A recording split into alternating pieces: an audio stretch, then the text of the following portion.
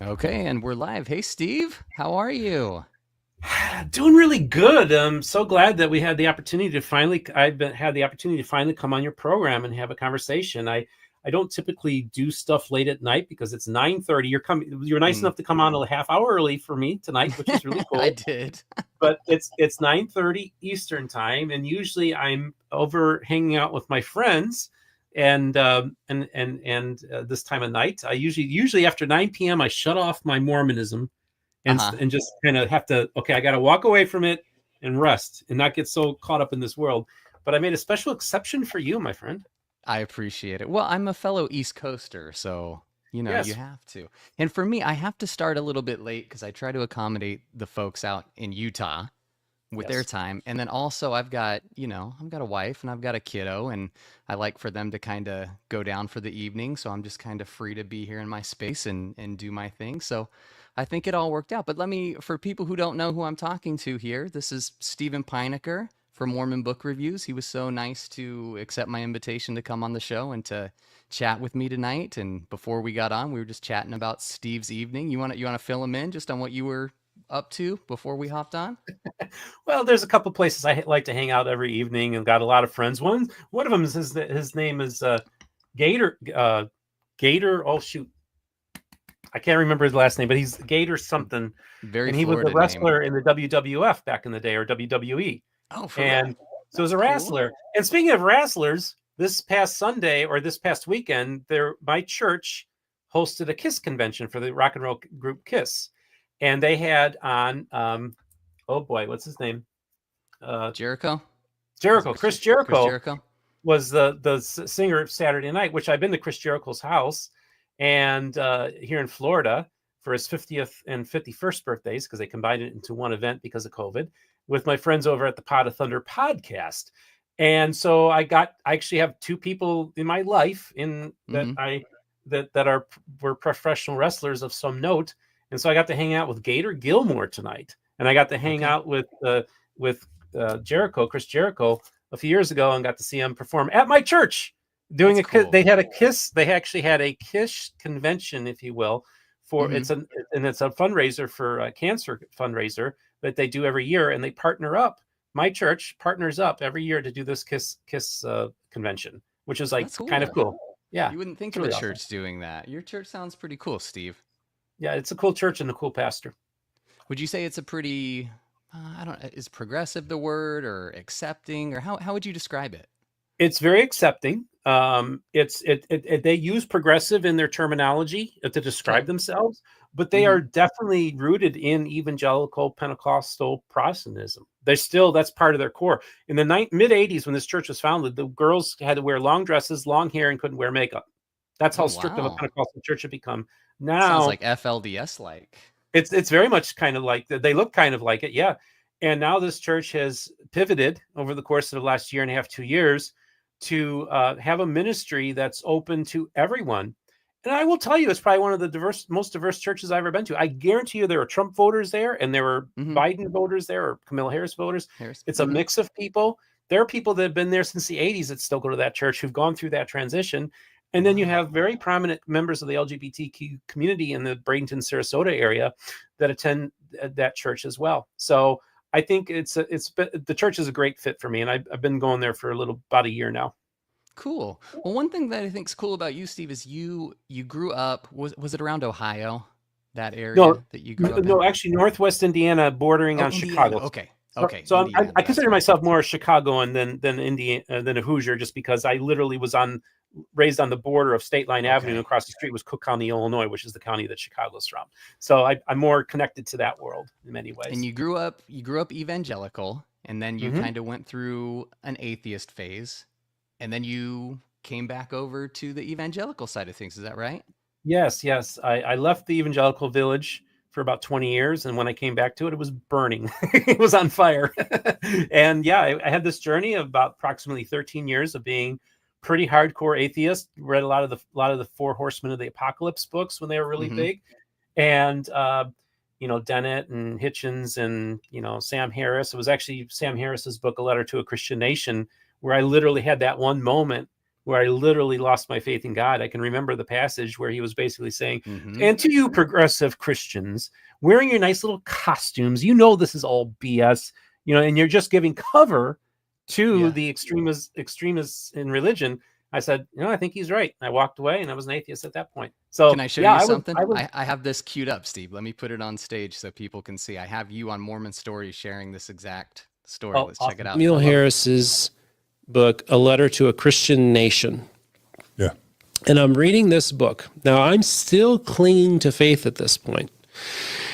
And I remember the moment where I'm reading in the book, and he said, and for those progressive Christians and gay affirming Christians, get out of your clown costumes, your vestments, and just realize this is all like BS or something. It was like a line like along those lines. It was almost like he was just saying, come on, it's farcical. You're playing a farce. You're dressing up for church in these vestments, like talking about like these liberal progressives that, you know, are playing church or dressing up. And you just got to accept none of this is true. And you know, it's not true. And I just remember like, not just that, he made the argument that they were enabling evil. Yes. That they were enablers of evil. Yes, that they almost in one sense were the worst type of Christians. Yeah. Yes. I remember reading that. Yeah. Because I was a progressive Mormon at the time. Yeah. So that to me was like, okay, game over. I'm an atheist now. Because Sam Harris said so. He said so. That's right. Yeah. So I was pretty hardcore atheist for a long time there. Yep. Yep. I read myself out of Christianity. So how many years did you identify as an atheist or agnostic, do you think? Okay, so I would say this had to have been probably around 2006 or so. And then I would have probably called myself a pretty hardcore atheist probably till, I would say probably about 2017, 2018, I would have then started thinking of myself as more agnostic maybe. So I kind of, my heart started softening towards believers and people of faith. And I could see some positivity in people having faith. So I kind of went from being like, I hate religion and burn the whole thing down to I can see some utility to it. And so that kind of put me more in an agnostic camp, you know? Yeah, it brings back there, memories. There you are. Once you started talking about it, I was like, well, I have that, Steve. Let's cue it up and watch it. Awesome. I thought that was interesting that, you know, your journey out of basically losing your leaving Christianity. You said, I read myself out of Christianity. And I was like, wow, that's pretty profound. And you were atheist, I think you said about 2006 was the time that it happened. And then it was interesting that you were saying I was atheist, and then I kind of mellowed, and then I was more agnostic, and then you worked yourself back into being, you know, an well, I would say evangelical. that like Christopher Hitchens described himself, no, I'm not an atheist, I'm an anti-theist. So I would even thought of myself along the lines of an anti-theist, that religion is a bad thing and it needs to be destroyed because it hinders humanity. And so that was kind of like, so I would say, go so far as to say as that I was an anti-theist as much as, Wow. Yeah.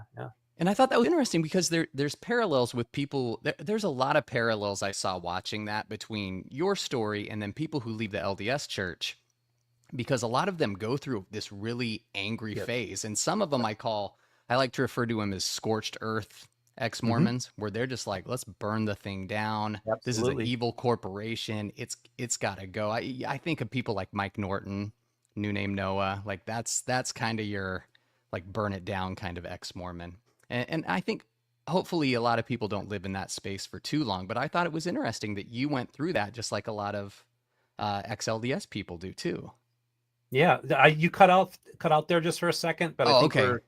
but I think we're okay. So on my end, I lost you. So I don't know if it's me or you. Yeah. We'll let people know in the chat if they lost me too. I think, let's see. I'm connected to Wi-Fi, and I'm connected to a hard line too, but it may be not working great. But I was just saying, Steve, that I thought it was interesting that you have that parallel with ex-Mormons of going through this angry kind of phase. Yes. So you can probably have a lot of empathy for people who leave and are in that phase. And I think though that, you know, I remember just talking to somebody who's kind of well known, and I'm not going to give too much information because I don't want to, you know, these are personal conversations, but this individual who's somebody you would know, let's just say, somebody you would know if you're in these spaces, in the ex-Mormon spaces, who said, basically, this person said, I've got another 20 or so plus years of having this real hatred for the church that I'm going to be festering. Like this person, like, basically made it their life's mission. They want to destroy the church. And I'm just like, and I actually love this person. But I'm just like, man, I wouldn't want to live in that space. I really feel that, when people feel like they've been betrayed, that they've been lied to, that anger is understandable. It's the same kind of anger that I had, but you can't live in that space for an extended period of time, because it's just going to do damage to your soul or to your humanity. And so I think that it's important to go through your phases that you need to go through. And honestly, I think what happens to a lot of people who lose their faith and they go through the anger phase, later in life, they kind of mellow out. And they're almost like, it's like Richard Dawkins going and saying, like, I actually enjoy attending Church of England services. Yeah. Like, I'm culturally a Christian. And I actually feel like I want more people to be in that space to say, like, well, I appreciate that I live in a Western culture or society, that really there is some value to it. There is some value to Christianity. There is some value to, some of the values that are taught in the Church of Jesus Christ of Latter-day Saints. And maybe just try to come to peace with try to find the good that you can find in religion, rather than say that it's all bad. Because if you're just demonizing, it really falls into anti-religious bigotry at that point too. And bigotry is bigotry. Like, I feel like, and it comes in all stripes, and I think people, like, well, they won't be friends with anybody who is a Trump supporter, or they won't be friends with anybody who's a believer in God. And it's like, you are just cutting yourself off from so much of humanity. You actually have less people that you're tolerant of than many racists are. Yeah, in a way. Yeah. You're actually more intolerant than many racists are. So it's almost like, and I think that intolerance and bigotry towards your fellow image bearers, as I like to call it, does harm to your soul. So I think that when you've been hurt, and it doesn't matter who it's been by, whether it's at work or any kind of institution, hurt by your government, hurt by people that are close friends of yours, you can't live in that space of being angry for the rest of your life and bitter towards it, because it'll just eat away at your soul. Yeah, I agree with you. Do you think people who have been in the ex-Mormon space for a long time kind of stay in that? Say like John Dehlin, for example, who's been doing Mormon stories for, over a decade. Do you think he lives in an angry space, or do you think he's mellowed and is in a more, like, a better spot? I think honestly, I'm gonna say his name. Yeah, I know, say anybody's name. Yeah. I know you're a big fan, but I literally had a conversation with Jacob Hansen right after John, and we've talked about this, when John Dehlin interviewed the Paul brothers. Right. And Jacob had what I would call almost a Damascus Road experience, where he said, everything about what I thought about John Dehlin fundamentally flipped when he realized that John Dehlin doesn't hate the church. And John Dehlin genuinely, in his own way, wants to reform the church and make it a safe space and a better place for people. And he said, Steve, when I had that realization, first thing I wanted to do is reach out to John and break bread with him. And he said, I regret so much of what I said about him and his family on my show. So I felt like it was the Damascus Road experience. And honestly, he still feels this way, even though he's, been critical of John and stuff like that. And I was in the process of in between negotiating kind of to get them to get together. And unfortunately that fell through. And honestly, it's both on them to some level. And again, this is all open now because, Jacob has already posted this out there. I would not be talking about this unless this was already publicly put out there. I just want to make it very clear. I have I have stuff for us to watch too. So this is a good segue. So I have many conversations that are confidential with people. I would never tell anybody that publicly about these conversations that I was having with John Dehlin and Jacob Hansen. But John Dehlin, basically told Jacob, at this time, I don't feel safe engaging with you. And so if you need to reach out to me, reach out to Pynakker. So that's kind of where it was left. And you posted that on your channel. And so I was kind of like, I kind of felt in my way that I was a failure, because what I try to do is build bridges between people. Like like you titled this, The Switzerland of Mormonism. I'm that one safe space that everybody can come to and talk to all the different people. And again, I'm wearing the same outfit that I was wearing on Mormon Stories. This is one of my Nice. favorites. So yeah, that was before I had my MBR caps and everything. I was just a tiny little guy, didn't even have 1,000 subscribers for my channel, and here I am doing a whole week on Mormon Stories. It's Yeah, fun to live. when you get on Mormon Stories, that was my first time checking you out, and I watched all 5 episodes, and I loved them all. I was like, this guy's great. I love the story, and even though me, I don't know, I wouldn't consider myself a really spiritual person now. I think when I left Mormonism, I kind of, like a lot of ex-Mormons do, you your God is like Mormon God. Mhm. Jesus is the Mormon Jesus. So when you lose Mormonism, those go out too. And so for me, I've just been living in a space without that, and for me, it's been a comfortable space, a space that I'm okay with. Uh, so you kind of got into a little, I wouldn't call it preaching at the end, but you got religious and stuff, and that's totally fine. So, but even that I respected. I was like, I can respect Steve and his beliefs and what he's saying. I enjoyed the whole episode. Well, and I think it's important too, as I just talk about that, we are all hardwired spiritual animals. The reason why we as Homo sapiens have made it was because we believed in something bigger than ourselves. I mean, that's just that's an important part of gave us an evolutionary advantage over any of our other competitors, if you will. Mm-hmm. And so I really feel like people who take a totally materialistic view and don't have anything about spirituality or anything about something bigger than oneself, they lose touch with that thing that got us here in the first place. And even Sam Harris really talks about the value of meditation and spiritual exercises. And Richard Dawkins talks about why he loves going to church. I mean, I just really feel Mm-hmm. like it's just so hardwired into us that to walk away from it, you're walking away from a really important tool that got us here, and that's Yeah, spirituality and belief and I think in there's bigger than oneself. there's there are definitely benefits to religion. I mean, you can't argue with a lot of the statistics that it's good for people and the community that it provides, and Mhm. but then I guess there's the counter argument that you could have community without religion, and to kind of Yeah. fill the void. And I think John has tried to do that, with like his Thrive events. He's tried to create community for people who have lost religion to fill the void, but it's not so easy. And I think John It's would not admit easy. that. John would admit that it's not easy trying to build an intentional community. In look, I I've talked with John about this and Hmm. basically said, my people perish for lack of vision is in the Bible. And I think that if you are trying to build something that doesn't have something that's metaphysically bigger than just the group of people, I think it's very hard. There have been numerous attempts to start secular churches and ethical Hmm. unions and all these different groups, and they just never quite are able to replace the point. Because again, if there's no God, why would I want to get out of bed early on Sunday to get together with a bunch of other people, right? That don't believe in Hmm. God. Like, I'd rather just sleep in, you know? Right, right. And and so I think that that's the hard part, that we're hardwired to believe in some kind of metaphysical otherness that's beyond our comprehension. And if we completely cut ourselves off from that, I just Hmm. think that the motivations for gathering and some, and stuff like that, and having this, it just doesn't, we haven't found the way to make, I mean, literally, religion has figured it out. They know how Yeah. to do it. And they have And I thousands and thousands of years of head start on yeah. secularism.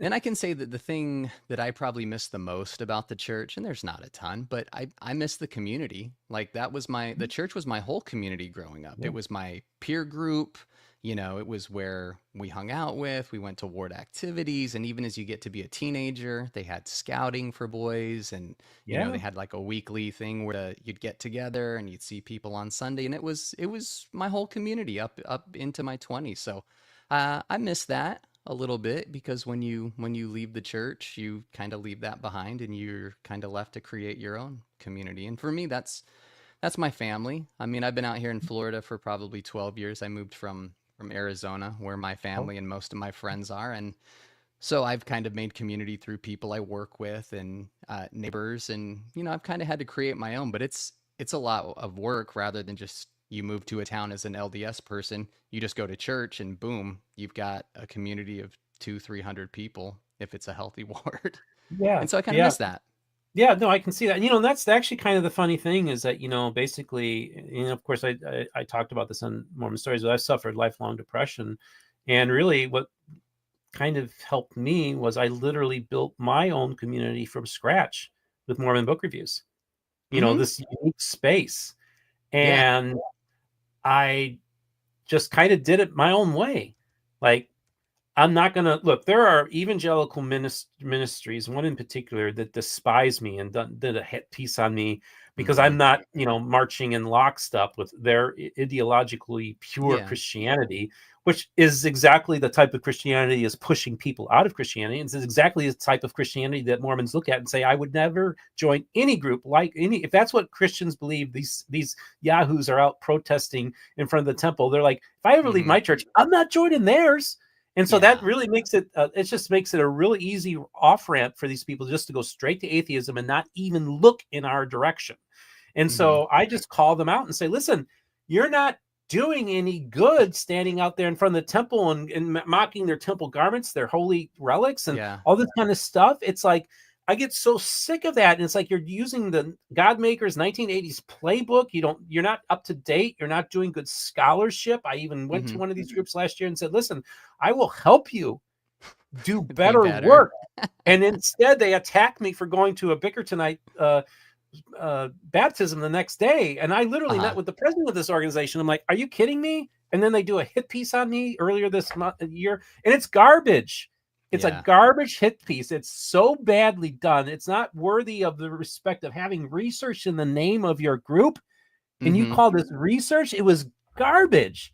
And this person just who did this to me, I spent over 3 years trying to get in front of them. And then when they finally finished their thing, they're like, okay, now I'll Hmm. talk to you. Like, oh, that's great. I said, but you know what? I want to have a third party person in this, a pastor who we Hmm. mutually know in on this conversation. And then next thing you know, I've got this hurricane heading for me. And he goes to me and Hmm. says, hey, I got time to do it now. I said, first of all, one, I said, we got to have the third party in there. And two, I got a hurricane heading my way. He's like, oh, I'm so Hmm. sorry. I didn't know that. I said, well, you know what? If you did your due diligence while you're researching me, you would Yeah. have known that.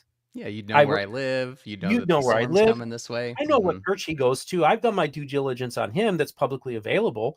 I was like, Hmm. oh, because I thought, well, maybe one day I'll just visit his church sometime, and just say, Yeah. hey, so and so, how you doing? Are we ever going to talk? Yeah. Um, and so this person, like, and then it was just really, I don't know. I felt like for an organization that has research in their name, they do it was so the research they did on me was so bad. I would have even, and then they didn't even have the human decency to come to me and say, hey, this is what we're putting together. Can Hmm. is there any corrections you'd like to make? Or is there any maybe clarifications you can make? Never. Didn't even Wow. give me that courtesy. And I would have respected them if they said, hey, this is the piece we're doing. Can you go over it before we release it? And would you like us to make any corrections, or do you think that no, they didn't even give that human decent, like not even basic Christian love, Hmm. but or even human decency, didn't give me the opportunity to go over it before they release it. Say, hey, I just want to give you a heads up that we put this out about you, this stupid hit piece, and I showed it to you. Wow. It's Yeah. just Yeah. You sent it to me. and it was like, it was so unchristian the way they handled it. And I even went to the president of this organization last year, introduced myself, and he didn't really know anything about me. And then that's the crazy thing. Like, how can you be in this space of more Hmm. with research in your name and you don't really know who I am? Like the one evangelical that's been making all this headway and causing different conversations, having Hmm. all these major Mormons and evangelical leaders on, and you're not aware of me, was just crazy. Like, what kind of Yeah. research are you doing? So then Not much, but I apparently. thought, well, they could do better. See, everybody does better if we have better research. So I literally went there a year ago, right around this time, met Hmm. with the president of this organization, and say, listen, I want to help you guys do better research because we all benefit from it. Like, if you're doing better research, that's actually going to benefit your organization because then you'll have more credibility. And instead, one of his underlings the next day attacks me again for going to that baptism. It was so unchristian in how they handled it. And then again, Wow. the way they put out this hit piece on me, and then, like you Hmm. said, it's garbage. And I have very little respect for what they did, and I feel bad. And I don't see very look. Let me put it this way: I see very little fruits. Very you go. little fruits of the Spirit coming from these people. Hardly Mhm. ever. I have seen a little smidge of human decency directed towards me, but this year has been a year of hell. I've lost my hearing in my right ear. I've gone through 3 hurricanes, and they finally showed some sliver of human decency, but nothing like the Christian attitudes I've seen from Latter-day Saints who've been showing me concern and love. And I'm like, man, by their fruits you will know them. How can I say that these Mormons aren't Christian? Yeah. When I see the fruits, I'm a fruit inspector. When I see these fruits and I don't You're see inspecting them from my, produce. yeah, exactly. That's what I'm doing. And so, yeah, just very, very frustrating to deal with some of these evangelical. Now, not all evangelical. Look, the Sanders, they're awesome. They've done tremendous work. I tell people the only thing that the Tanners did, you can say what you want about the Tanners, but all the Tanners did was they just published the gospel topics essays 50 years before the church did. Yeah, That's it. pretty much. And they were like the #1 enemies of the church for Yeah. years. And they actually never left the Restoration. They were still they baptized their baptism into Christianity was in a Restoration church. Interesting. Yeah, in Missouri, and they never had another baptism either. After that, they felt that this church in Independence, Missouri, that they got baptized into Yeah, I was remember Sandra telling stories about that. a sufficiently Christian church within a Book of Mormon believing church, non-Trinitarian Christian church, that they consider their baptisms to be valid in that church. I would love to go to these Christian ministries and say, how is it that you can say that I'm not a Christian, and the Tanners who get baptized in a non-Trinitarian pro-Book of Mormon church, they consider that to be their Christian baptism? Why aren't you demanding that the Tanners get rebaptized? Yeah. These people that say that Mormons aren't Christians, Steve, I've never, obviously as an active LDS member, I was never down with that. But as an ex-Mormon, I'm not either. And there's nothing, granted, I don't have all the warms and fuzzy feelings towards the church that I used to, but I hate these other churches that go out and attack the Mormon church. Yeah. Sometimes I'll attack them, but I'm like, I used to be you. So I feel like I have a little bit more reason to do it than these people like Apologia Church who are just going out there actively trying to cause harm to members. I don't think that's cool. And that still pisses me off. Is just, that's a really, I have very little use for Apologia in that crew. I have issues with James White as well. I think he's got some issues. I think that there's nothing that they do that I see that would cause a person who's from the outside. And again, this is the other thing. They're all Calvinists. So they believe that we're all predestined anyhow, right? Whether heaven or hell. And my whole thing is, if you are a Calvinist, and these are 5-point Calvinists who basically say it's before you were even born, it was predetermined who would go to heaven, who would go to hell. And in my mind, it's like, if you really believe that, and again, I was raised, I come from a long line of Dutch Calvinists that reach back hundreds of years. I have a relative who's a remonstrator at the Council of Dort. I am a direct descendant of related to Cornelius Van Til. And in these groups, they would know who I'm talking about, okay? So I have like the bona fides, if you will, of somebody who has look, I even had somebody from the church last year do my genealogy and said, you are like 100% Dutch in a way that I've never seen before. Like, Dutch Reformed are one of the most important Calvinist groups in the world. Okay. We're one of the most Republican, most Christian groups in America.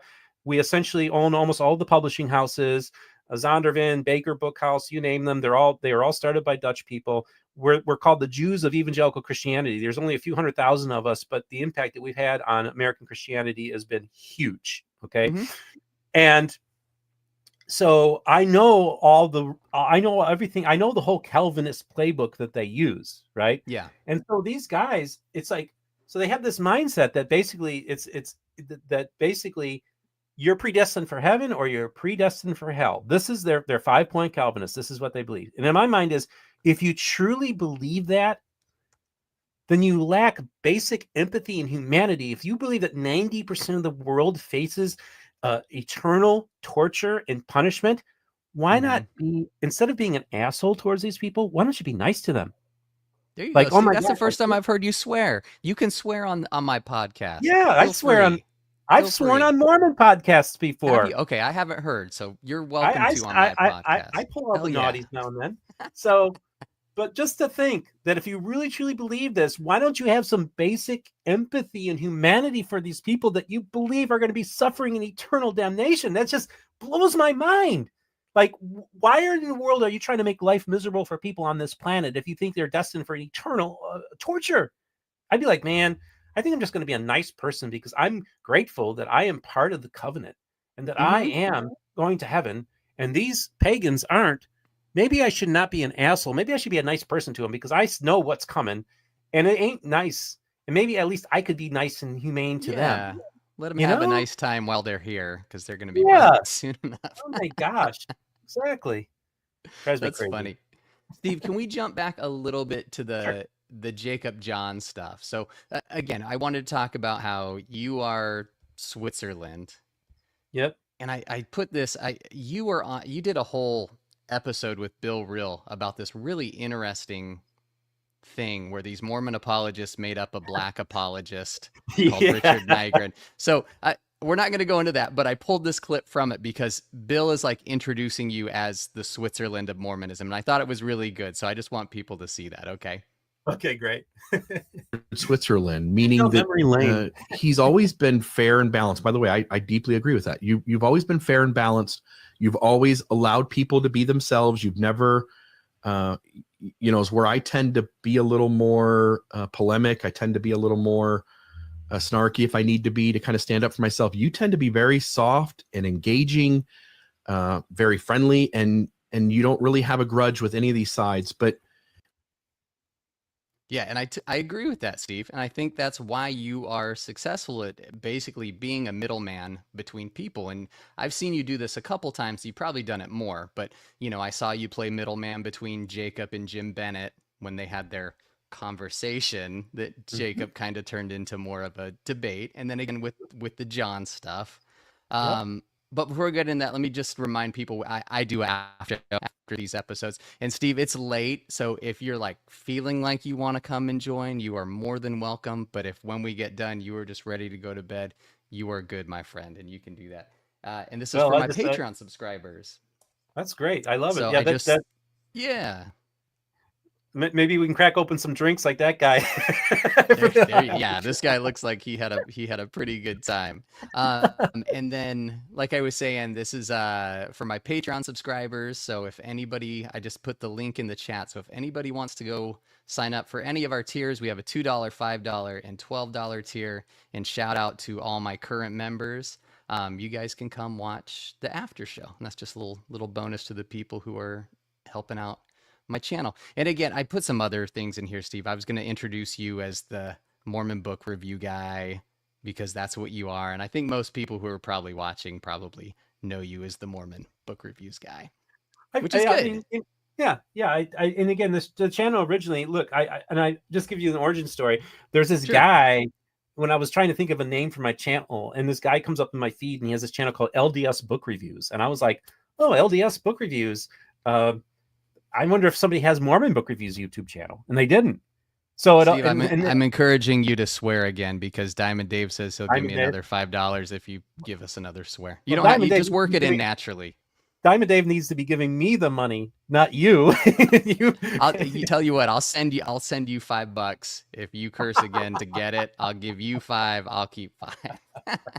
Oh, that's great. Well, actually, now that I got to swear for you. So why don't you pull up that image again of the Richard Nygren episode with Bill Reel, and just pull a still Switzerland, there. meaning. Okay, sorry. Let me pause. All right, there it is. There it is. All right, so what do we got here? We got him playing Prince, right? Yeah, the Prince Dave Chappelle playing Prince in Chappelle's show. But actually, I kind of messed up the thing because it wasn't Prince that said it. So you can pull off the screen. But I will say this. So I'm going to use my swears. And yes, I'm totally botching this one now. Cocaine is a hell of a drug. There we go. There you go. Right, that's Rick James, right? Rick James. Rick James. I was thinking, yes, that was Rick James, which I think he did a Rick James character too. Yes. I've never done cocaine, by the way. I know plenty of people that have. I have not. Steve, I have not. I was not very adventurous as a kid. I, the green stuff once or twice in my my high school days. I think once or twice I drank as a stupid Mormon kid, and that was the extent of my craziness Yeah. as a kid.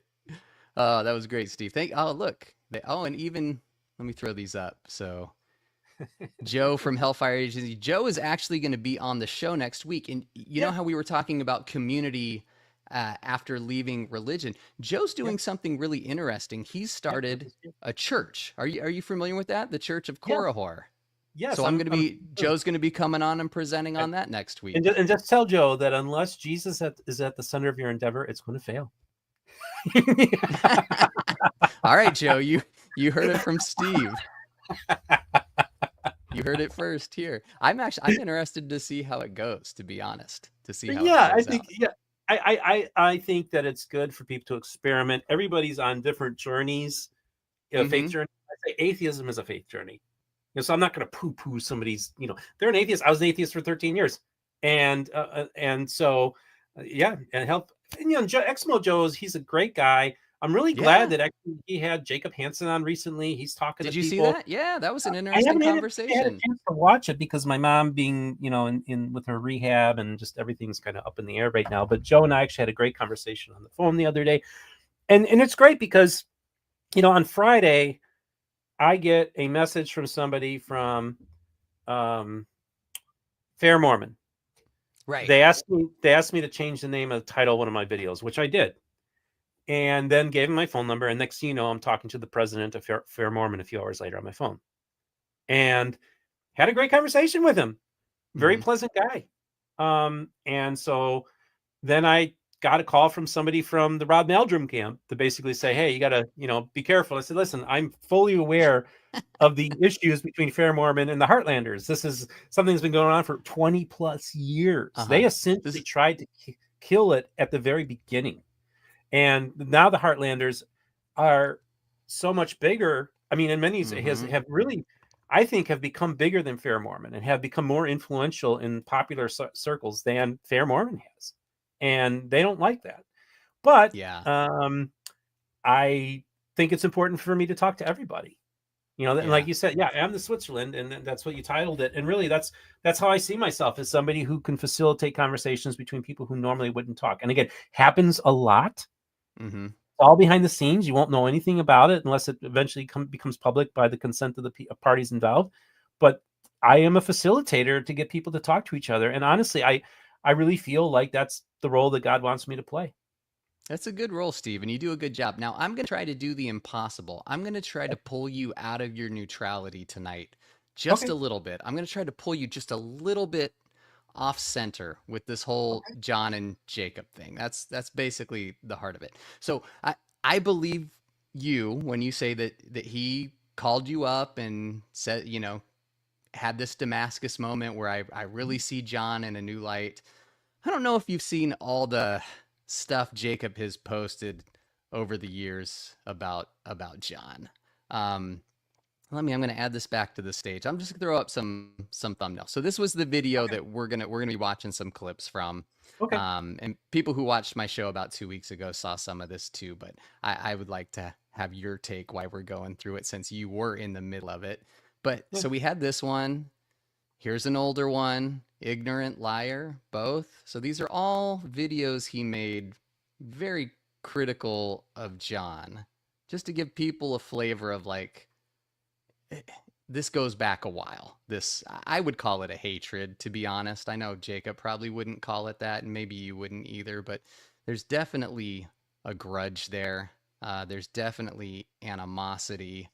So for me, it's hard for me just with all the knowledge I have, because I'm a behaviorist.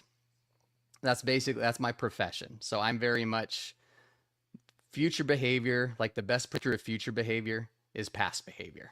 So if I know how you've acted in the past, it's not 100% you're going to act that way in the future, but there's a good chance that you're going to be doing similar stuff. So for me, it's a little bit harder to take Jacob at his word. And let me throw up this comment I had from Tessa Smith earlier that I started so I could remember. She said, and this is the opinion of a lot of people who are going to be watching right now, that Jacob is an unreliable narrator, and I wouldn't trust him if his tongue came notarized.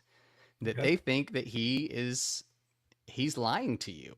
A lot of us see Jacob as a clout shark who is looking to get on channels that are bigger than him, that can increase his following, that can basically get him more views and more people watching. He's trying to do this with apologists. You know, he was able to get a debate with Trent Horn. He's hanging out with Alex O'Connor. He's been trying to get me to come on his show. I've told him no. And he, like a girl who just can't take no for an answer, he keeps asking me in the comments over and over. So he did that again on Twitter tonight. And I told him if he stopped being a little diva, I'd come on his show, but that's never going to happen. So, and then he gave me an LOL and posted a picture of him and Alex O'Connor and said, Alex O'Connor just asked me to hang out with him for 4 hours and we talked about the gospel. I guess I am a clout shark. So Jacob he's a different person depending on who he's talking to and what forum he's in. So I see him as a troll in most of these forums, Steve. I know he puts on his suit and he has a big vocabulary and he's read all the philosophy books. So he can come off very polished and very professional. I think he did that in the conversation with Jim Bennett, even though he was sticking it to Jim and going at him. He kept that kind of professional, very calm demeanor. But Jacob can flip that and be an asshole. He just can. If anyone's seen him online and seen his stuff, and I'm going to play something that's just some clips from past videos. Because again, I'm trying to persuade you a little bit, but even if you stay right in the middle, I think the people watching will like it. So this, after you watch this, you'll just kind of know where I'm coming from with where Jacob is on John. So this is about 5 different clips all smushed together. It's about 2 or 3 minutes. So let me put that up. John is not a Christian.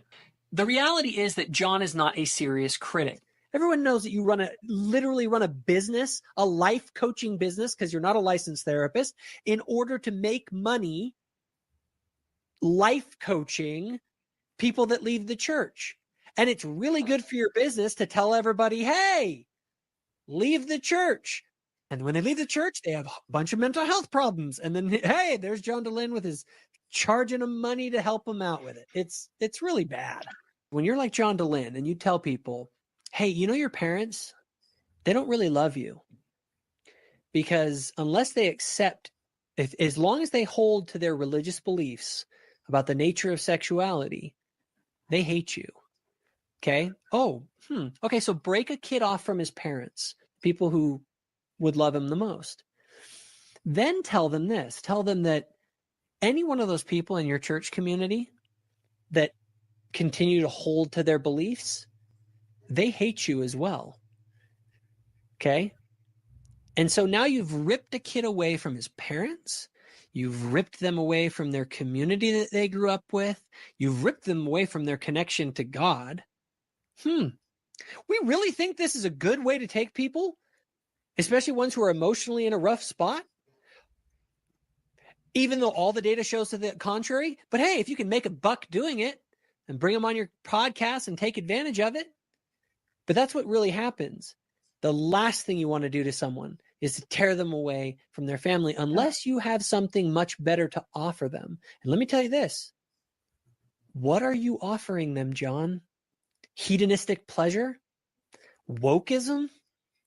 Is that really the lifestyle and the ideology that leads to success and happy lives? It doesn't. It leads to nihilism and misery. What I don't love and what I hate are some of his ideas.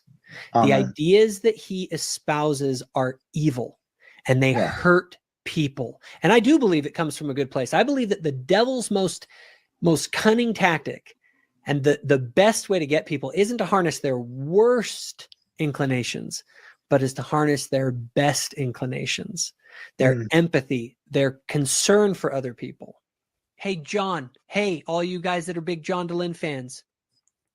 What are the 3 things that he breaks up? He tears apart your family by saying your family are all enemies, because unless they accept your lifestyle, they don't love you. Community, same thing. And then, hey, go out and experiment with that new lifestyle that you can have, where you can have sex and you can embrace all the alcohol and substances, and you can go do shrooms with Bill Reel. And, you know, it's like these people are doing the very things that drive people towards harm while blaming the institution that by the data is actually helping them. All right, so that gives you a little taste. And granted, that's just like clips from 2 different videos he's done about John. There's a lot more, Steve. If I had had more time to pull clips, we'd probably be here all night.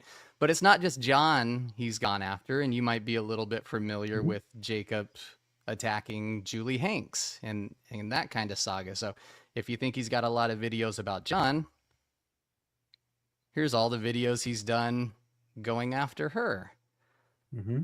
And here's this one. So I don't know. I get that he says that he doesn't like people's ideas, and he claims that that's what he's attacking and that's what he's going after. But and maybe to a certain degree that's true.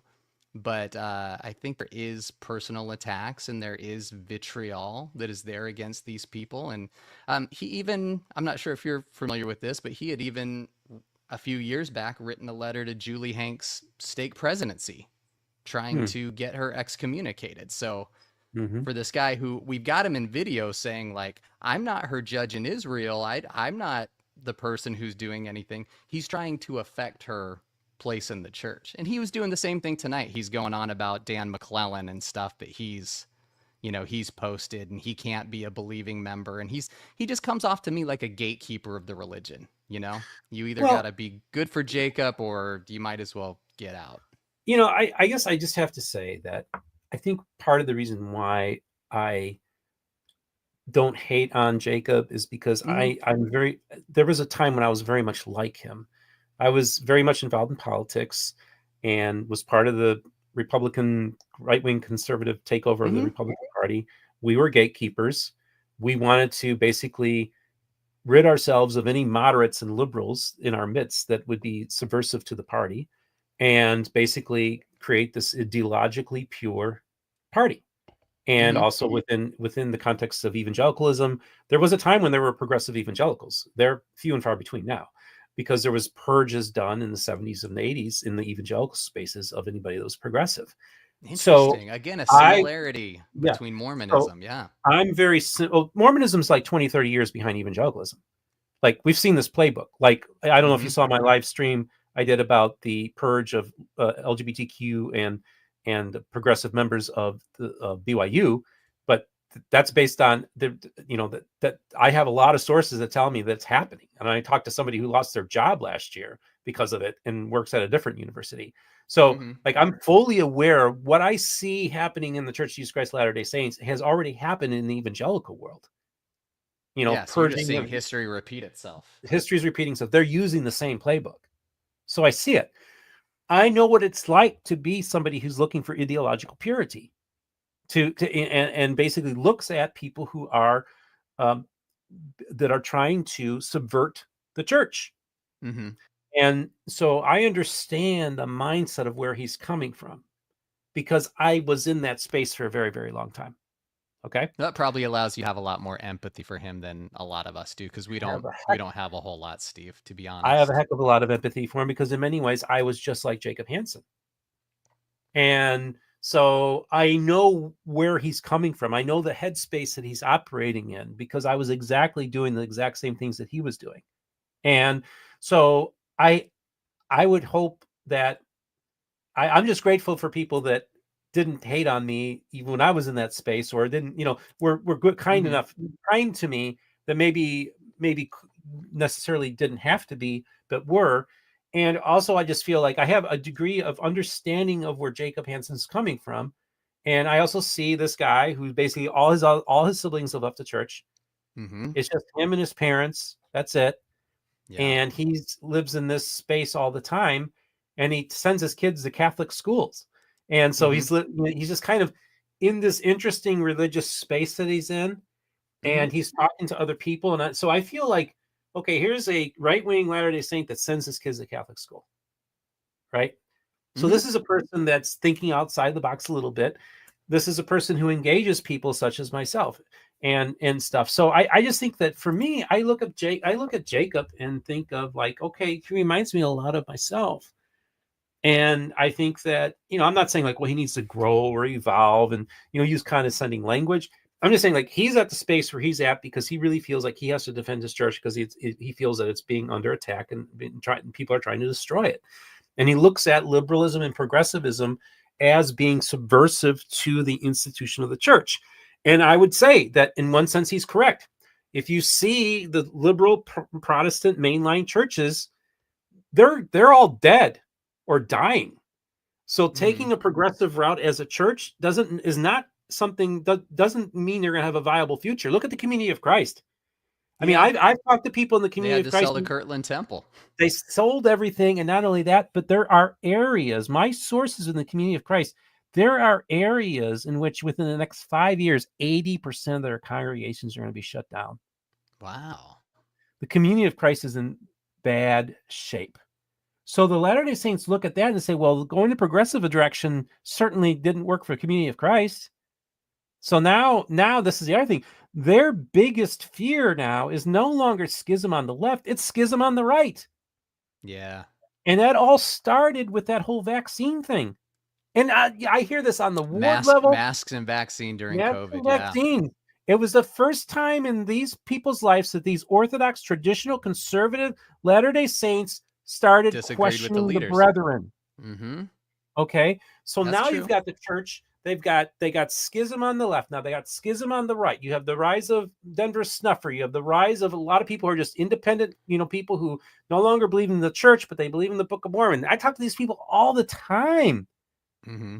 And so it's the church is in a very difficult place. Now, what they're doing is they're purging BYU right now, just like the evangelicals and the Southern Baptists and the Lutheran Church Missouri Synod did in the 70s and 80s and 90s. They purged out all the progressives out of their institutions, and that actually bought them time. That actually strengthened and shored up those churches. So for the course of the next 10 to 15 years, you will see this purging going on at BYU, and then for about 10 or 15 years, this will work. But then, like somebody told me, an evangelical person told me, he says, the problem is, Steve, what happens is that they're taking people who are highly qualified people and replacing them with people that pass a litmus test of being Orthodox. And he says, guess what happens in these evangelical institutions and these Southern Baptist institutions? 10, 15 years down the road, guess what? You have a bunch of Me Too moments happening.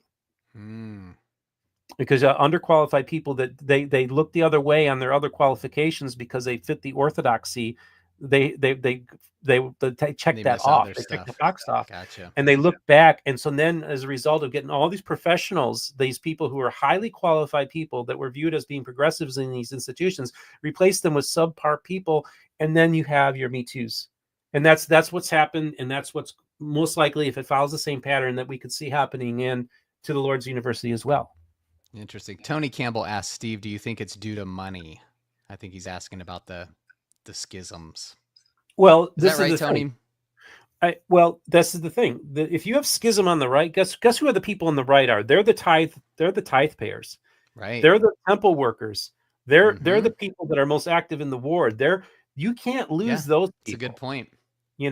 And so I think that there's this move on the part of the church to really find a way to try to shore these things up, and yet the church is following the evangelical playbook. They stole the playbook, if you will, from these, when they tried to basically deprogressivize, if you will, the institutions of higher learning. And then they're following the similar playbook at BYU. And so that's kind of what, look, it's an open secret. And what's so crazy is that nobody's talking about it. I'm the first person to bring it up. Yeah, you brought this up on Friday on your show. Brought this up on Friday because I was told that the Salt Lake Tribune was going to be breaking the story that weekend. I'm like, well, I've been working on this. I would have broke the story 2-3 months ago if it wasn't for hurricanes. I talked to a few more of my sources. I'm like, okay, I'm going live with this because I think this is an important story to tell. It's the one everybody at BYU is talking about, but nobody's talking about it. And so you're having this purge going on. And like I said, it will shore it up. It will shore them up with their tithers, their conservative members. They feel like, well, I can send my kid to BYU and their faith is going to be undermined. I can, they share my values. I also wonder, is the church saying like, okay, we're going to go in the direction of more conservative evangelical and follow maybe Liberty University's playbook or Bob Jones University's playbook and become an institutionally conservative college for people of all faiths, and maybe feel like they could maybe reach out to the broader conservative evangelical community and even say, like, listen, we'll protect you. We share the same values. We're not here to proselytize you. We'll let evangelical groups be on campus. We want to broaden up our university to all people of faith who are orthodox in their beliefs, and your values will not be undermined. And I just kind of see that maybe the direction that they're going. They're trying to follow that That'd direction. be interesting. Again, yeah. I think that's kind of where I see this whole thing going. Yeah, it's a really fascinating. And again, there's a real close kinship with Bob Jones University and the Romney family and the church, because the church backed the BJU, Bob Jones University, back in the day in the 70s with their discrimination and stuff like that. So they have there's this tightness in the evangelical world that they share certain values so I can see how there could be maybe a continual alignment of things happening between the evangelicals. Again, the evangelicals have taken over the most powerful political party in the most powerful nation in the world. Yeah, I mean, they have. That's the reality. They just won an election. Yep, they did. Steve, do you think? I think so. The community of Christ comparison might be a little different, and the difference being money. Like the church isn't hard up for money, so even if they lose some of these tithe payers, they've got enough just earning interest every single day that they don't really have to worry about money. So I don't know that necessarily would be a reason not for them to be a little bit more progressive, but I think they would err on the side of keeping the folks on the right and letting the folks if they just look, if they all they have to do is look at what happened to the progressive churches and what happened to the evangelical churches. Progressive churches over the course of the last 50 years it's plummeted. It's and whereas the evangelical churches for the most part have grown.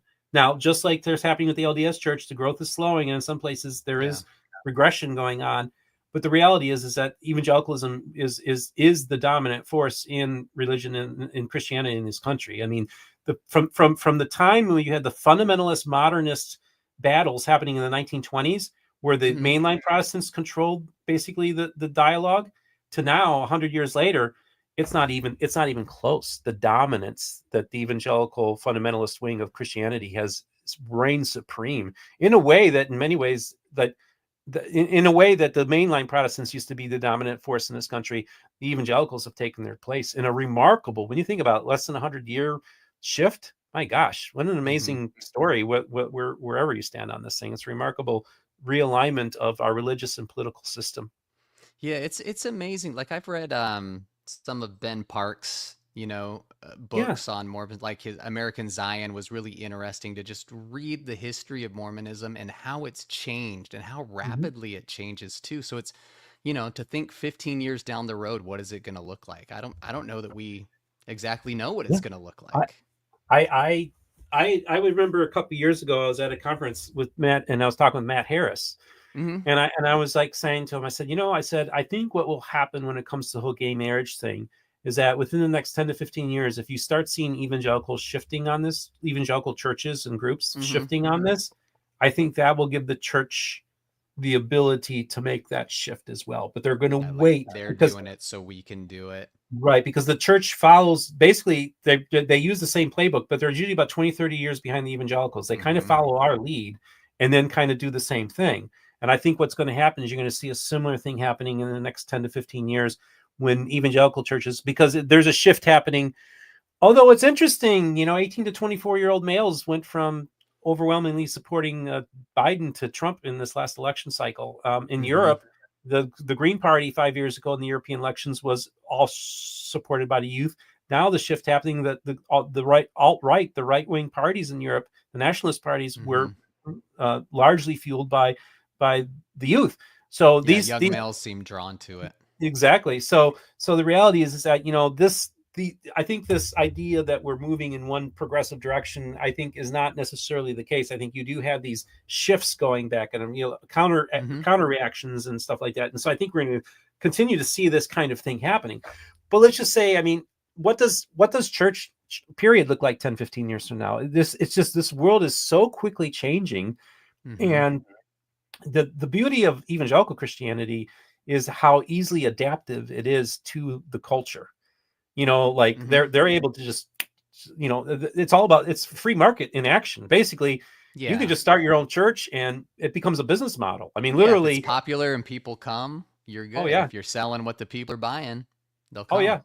The mega church in my county, they're like the 65th largest church in America, and they own multiple campuses in this area and Mhm. have multiple properties. I tell you this, as rich as the Mormon church is, if you were to take the combined assets of the evangelical world, it would dwarf the assets of the Mormon church too. Yeah, if you put it all together. Put it all together. Oh my gosh. I mean, you got Kenneth Copeland, who's a televangelist, who's a billionaire. Oh, I've seen that guy. Yeah, he's an interesting looking guy. Tony Certainly says, he says, I think evangelicals will always hate Mormons. What's your take on that?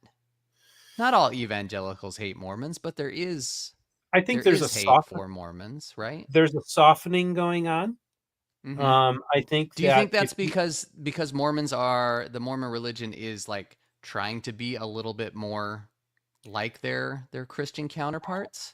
it's an interesting thing going on that really didn't exist when I first started this channel, but it's starting to happen where there's more evangelical and Latter-day Saint conversations happening. There have been some in the past, certainly, but it seems like over the course of the last few years, what you see, like with Pastor Jeff McCullough. Pastor Jeff, yeah, You know, and his YouTube channel, and yep, and when he first came on my program, I was bigger than him. It was like, I'll tell you off camera how we got in touch with each other. It's quite an interesting story. It's a fascinating story. But Pastor Jeff, I'm in touch with other evangelicals in Utah that also feel very similar to me. There are pastors that kind of view things much more differently, but they can't maybe publicly say it yet to their congregations. But I think there's this softening going on in some quarters between the evangelical world and the Latter-day Saint world. So I don't think we're not a monolith at all. And there's a lot of independence and freedom. Like, look, tomorrow, if I wanted to, I could start a church, just like what's this called? The Culture Hellfire Agency did, right? Yeah, Joe's. There's the beautiful thing about America is the marketplace of ideas. Like, anybody can start a church. Anybody can do their own thing and experiment and say, okay, Pastor Jeff, okay, Ben White says here, I see in the chat I'll here, put it up so you can Pastor see it. Jeff McCullough, and then insert literally millions of here, Pastor Durbin and Apologia Studios. Yeah. And again, I agree that there's toxic elements in the evangelical world, but nobody's listening to them. Like, literally, Apologia Studios and this research ministry that I refuse to name that did this hit piece on me, nobody pays attention to them. They're not having an effect on the conversation. Like, it's like the conversations that we're having, nobody's paying attention to those people, making fun of these Latter-day Saints as they go to their general conference. So they're just they're just background noise. Yeah, essentially they are. Yeah. So nobody takes them seriously. Let's see, I got on MBR and I did all that Steve required. I ain't too proud to admit it. That's what Hellfire Agency said. Just being silly. He's a funny guy. Joe's a good guy. He's got a good sense of humor. I'm looking forward to having him on next week. Oh, geez. Diamond Dave. Diamond Dave's a good guy. He's put in the work. He can get on the Exmo shows now. From the ex-Mormon point of view, Steve, is we see the church, changing a lot of things to try to fit in better with the evangelical Christians. And in a way, I think that's not a bad play. It's weird for us to see because a lot of us grew up in a time where we were just happy being this peculiar people. We were happy being very different from the other religions out there. We took pride in it. So it's weird to see this shift to try to fit in. And a lot of ex-Mormons think that this is going to end badly for Mormons, that they're never going to fit in. They're never going to be accepted by the evangelical Christians. Do you share that same opinion, or do you think they're going to be more accepting? Honestly, I mean, look, there's always going to be resistance and there's always going to be a tension there. But like, if you look at another 19th century group that came out a few decades after Mormonism, Seventh-day Adventism, the Seventh-day Adventists have look, you can watch Seventh-day Adventist programs on many Christian television stations. Not all evangelicals considered Seventh-day Adventists to be Christians, but there are many Seventh-day Adventists that there are areas in which there is acceptance. Also, look at, like, somebody's saying, like, well, look at Dallas Jenkins of the Chosen series. I mean, he comes Right. from evangelical royalty. His father was the co-author of the Left Behind series, And he's and working so with Mormons who are producing it. and they're using their Jerusalem sets. Mm-hmm. So again, there's another parallel of what we're seeing is with evangelicals and Latter-day Saints working with each other. I think that that will continue. I Mm-hmm. think that the problem, the one big issue that I have is within evangelicalism, it has been taken over by conspiracy theories and QAnon stuff. Mm-hmm. And there's also a lot of conspiracy. One of my favorite conspiracy theories of all time was one that came out in the 80s, is that the Mormons actually built a replica of the Oval Office in the Washington, D.C. temple. Oh, right. And yeah, because that they were going to secretly rule from Washington when they took over America. They would be using that Oval Office as opposed to the office in the White. It's some weird story. I don't know what the hell, but I did say hell. That's another one for the swear jar. There you go. All right. But yeah, so there's also this like weird conspiracy stuff that are viewed about Mormons, and so I do think that that's going to be there. But the other thing is even within the context of evangelicals and Catholics working together with the Christian coalition and then forging an alliance, the Protestant Christianity and evangelical Christianity is their anti-Catholicism that existed in the 18th and 19th century. That's almost all gone, except in fundamentalist circles. It's like there's been this detente with the evangelicals and the Catholics where they basically, except in more extreme fundamentalist sectors of evangelicalism, there really isn't that much battling going on between evangelicals and Catholics anymore. So interesting. I do think that there's an evolution that could occur in which there will be maybe some kind of understanding of maybe we can be frenemies. I think especially within the context of the culture wars, if they feel that they're losing, they almost feel like, they would need to be co-belligerents, if you will, in this cultural battle. So I think that, I think I can see that happening too. So I don't know. There's always going to be resistance to it, but I will tell you that there are many Christian ministries that I talk to and ministers in Utah that love what I'm doing. There are some that don't, but for the most part, I have a pretty good relationship with Utah-based Christian ministries and have some great people that I have had on my program, and they don't seem to have too much issues with what I'm doing. They appreciate it. That's good, Steve. I think in my opinion, the big thing that may hold the church, the LDS church, back from acceptance with the other Christian religions is just they think their view on God and Christ is kind of heretical. The fact that they're not the Trinity, that they're and it's often referred to as you believe in Mormon Jesus, which isn't the same Jesus that I believe, but maybe.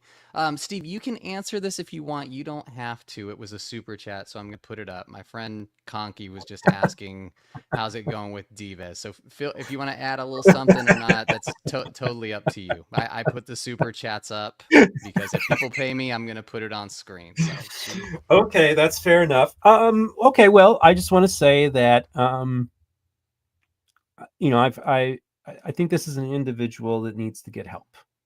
I think that this destructive behavior that he's engaged in to try to hurt other people is a pattern that's existed for a very long time. I've heard from people in his past in which he's tried to destroy them and and do some nasty things to them. I've heard from people. I can't give too many details, but these are people that he threatened their.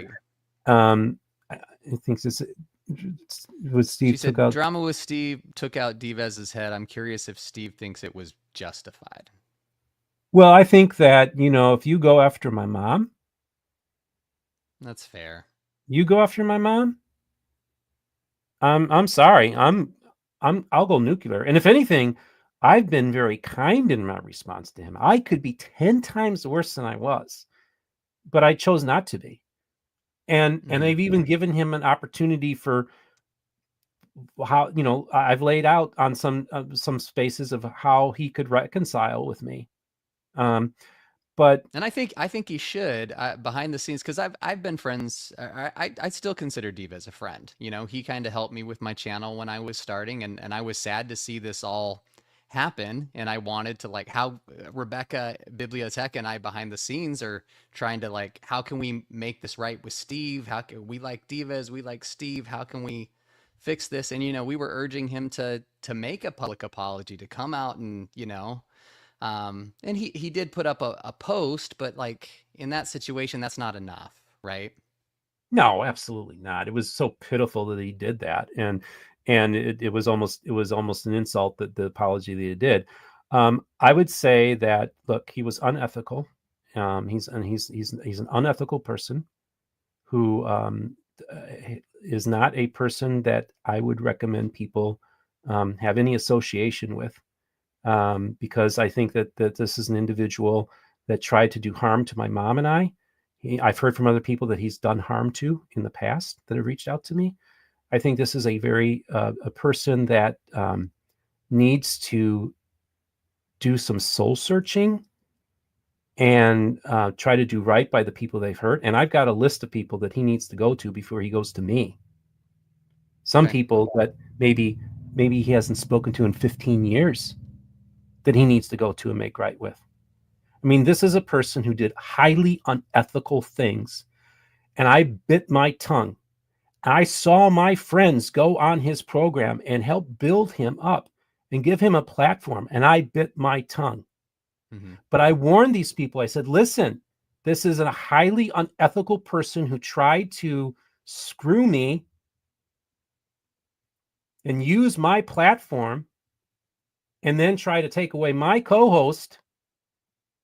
And then people cooperated with him. And I warned them, stay away from this turkey if they came to me and asked me. Mm-hmm. And I still don't understand why these people would work with him. I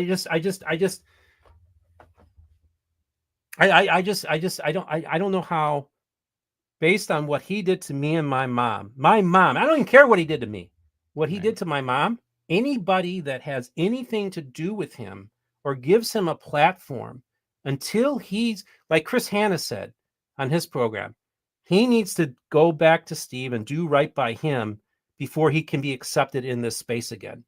And Yeah, some I other agree. person I said, agree with that. this person needs to be put in the same space that New Name Noah's in. We just cut ourselves off from him until he changes his way.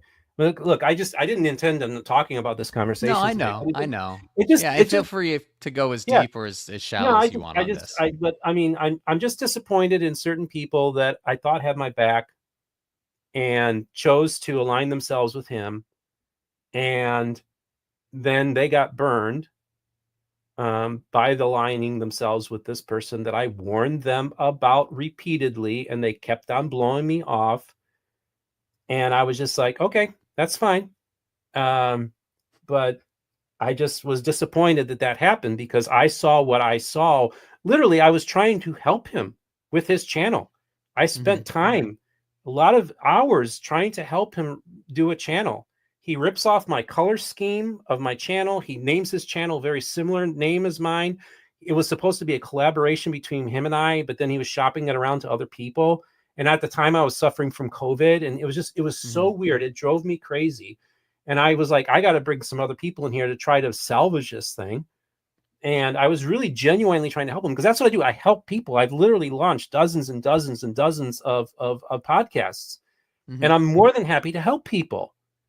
But when you try to use me and try to steal away one of my co-hosts and do this unethical behavior, and then I find out from people in his past who tell me the same pattern happening, like, this is not something new. This is part of who he is. So I just want to warn people, until he's willing to genuinely look, he needs to do right by Barbara Brown and right, Signature Books. It's Signature Books. He needs to do right by many people. He needs to do right. Look what he did with what's his say, Jonathan Streeter, and posts a video that he was not supposed to post. He needs to do right by Jonathan Streeter. He needs to do right by Michelle Brady Stone. He needs to do right by a lot of people that he thought, because, well, I'm so big now, I can go and do this kind of thing, and then start, then do these things where he's mocking me and my mom while we're going through a hurricane.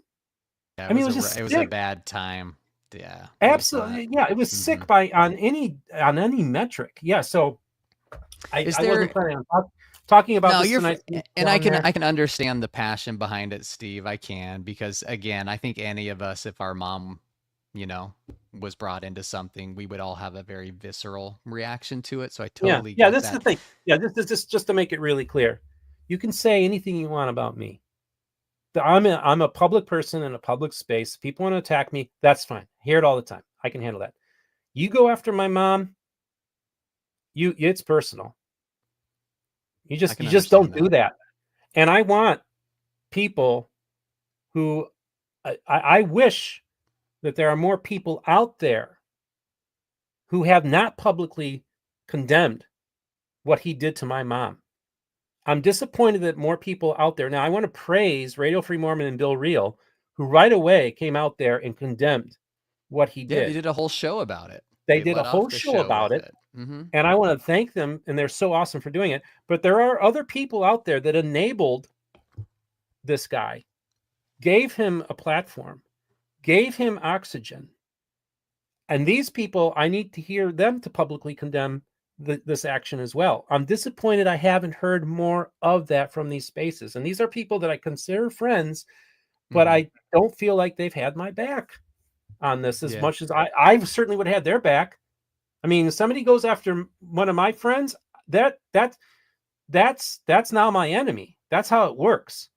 And so, or if I go to somebody and say, if somebody goes to me and says, who's a friend of mine, who goes and says, Steve, stay away from this person, or be careful around this person, or this person did this to me, guess what? You're my friend. I won't have anything to do with that sucker. If that's the case, like that's how I'm very loyal to people. I just don't see some of that same loyalty extended back to me. Susie Q's just saying, I'm sorry about what happened to you, Steve. Yeah. Does he know how Jacob attacked John's family? Maybe he can see why John reacted the way he did, because John was angry, and John called him a bigot. And I will tell you that Jacob told me on the phone, he says he regrets saying the stuff that he did about John's family. I'm just telling you that's what he told me. And I just want to say, look, I'm a Christian. I believe in redemption. I believe in second. I was going to ask, is there a way? Because again, Dives was, and I'd say he still is a friend of mine. He helped me a lot with my channel, and I appreciate what he did. I don't like what he did to you, Steve. I'm not down with it at all. So I have your back on that. I'm sad to see him go, because he has basically just left the space and kind of disappeared. And my question is there a road of redemption for him? Because as a Christian, we all like a comeback story. Absolutely. And what do you think that looks like? Like, what would he theoretically have to do to kind of build that bridge back? He'd have to do right by all these other people that I listed. He'd have to do right by the people that have reached out to me that he's done damage to in his past. He'd have to, I want him to return all the money that he received from Signature Books for the sponsorship. I mean, I want restitution. Okay. I think that, look, Barbara Jones Brown and Davery Anderson, these are good friends of mine. He was dragging my friends through the mud. And then my mom, I'm animated about this because, look, again, the final straw was going after my mom and making fun of hurricane victims. I mean, how sick of an individual can you be? Who can, he was universally condemned by people in the ex-Mormon community. I will tell you that over in some spaces, they were trying, there was an attempt to have me go on a major Mormon program that does live stuff. And one of the stipulations was, I'm not going to make this about bashing ex-Mormons. I want it to be about this individual, what they did. Was it Ward Radio, Steve? Was it Ward Radio? I'm going to... All right, you don't have to say. But I just want to make it really clear. I don't want to use this as a cudgel against the ex-Mormon community. I will not be used to be weaponized against. Well, I think we were worried it was going to be used as a cudgel against us. And I think that the best thing that happened was RFM and Bill Reel nipped it in the bud from the very beginning, made it very clear that the ex-Mormon community condemns the sick individual who did a sick attack on my mom in particular, and also many of my friends. And I tried to help him too. I tried to launch his channel. He tried my patience for so long. He was driving me crazy because I'm literally battling COVID. And then he's like pushing me, and I'm like, dude, you got to give me some space here. He was so obsessed with starting this channel. And I was just like, dude, when you're working with another person, you got to be empathetic for that person. So he just drove me crazy. And then finally, he just, I don't know. I'm just, like I said, she's going to have to go through a process of many steps of reconciliation and restitution and showing genuine,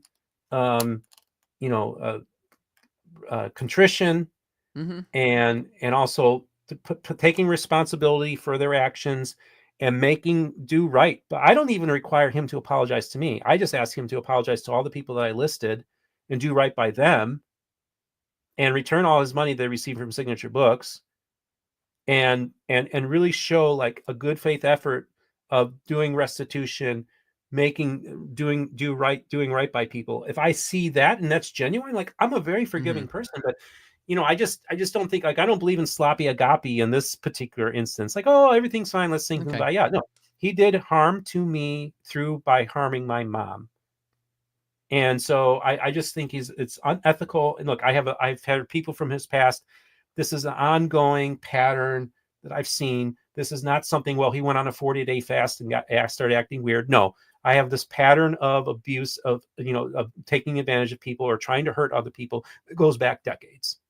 So there's a lot of people he needs to do right by.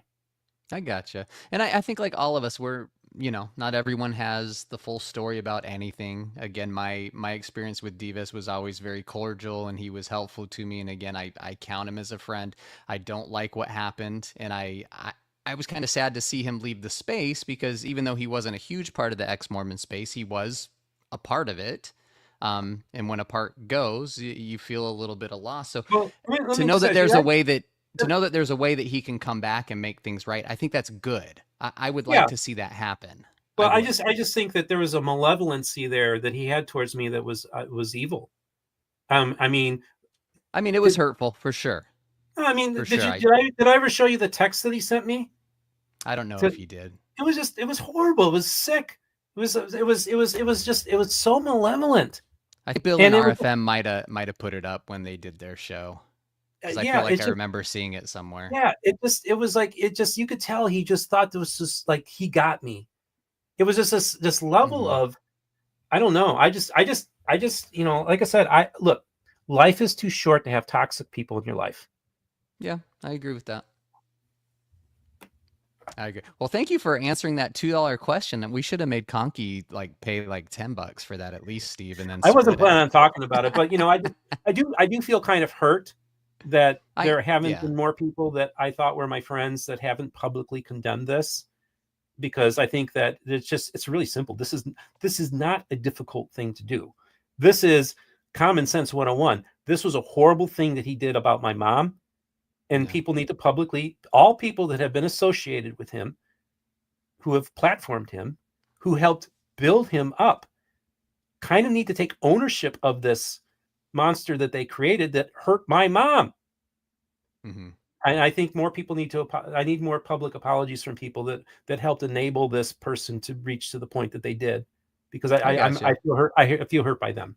I got you. I can understand that, Steve. You know what was interesting? You were talking about Bill and RFM breaking that news very quickly, and they got on it. I actually saw Jacob had posted on Facebook when this went down, calling out everybody, like, my friend Steve was attacked and why aren't you doing this? But it's like they had already put up their video and Jacob hadn't done his due diligence to see. So he ended up looking a little bit foolish, a little bit of egg on his face with that. And I know this. I'm friends with RFM and Bill Reel, and they're all right. We'll split this, Steve. Conky's going to give us $10. That was gold. Okay.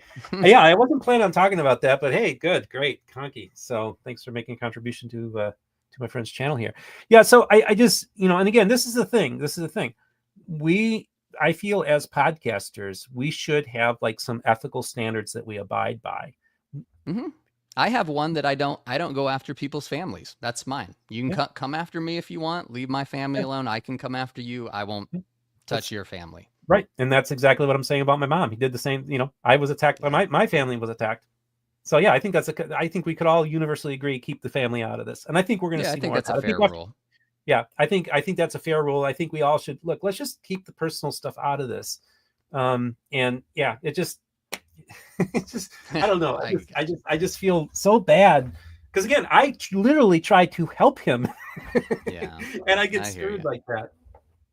Well, let's jump into Sound like a curse word? Is that a curse word in some? screw. It could be depending on which religion. I mean, my mom probably would have washed my mouth out with soap when I was a kid if I said screwed. So maybe. Well, let's watch this Jacob video since we Okay. brought up Jacob a second ago. Going back into the John Jacob dilemma. So I'm going to play this. If you want me to, I'm going to stop at certain spots. But if you want me to stop in certain places, let me know.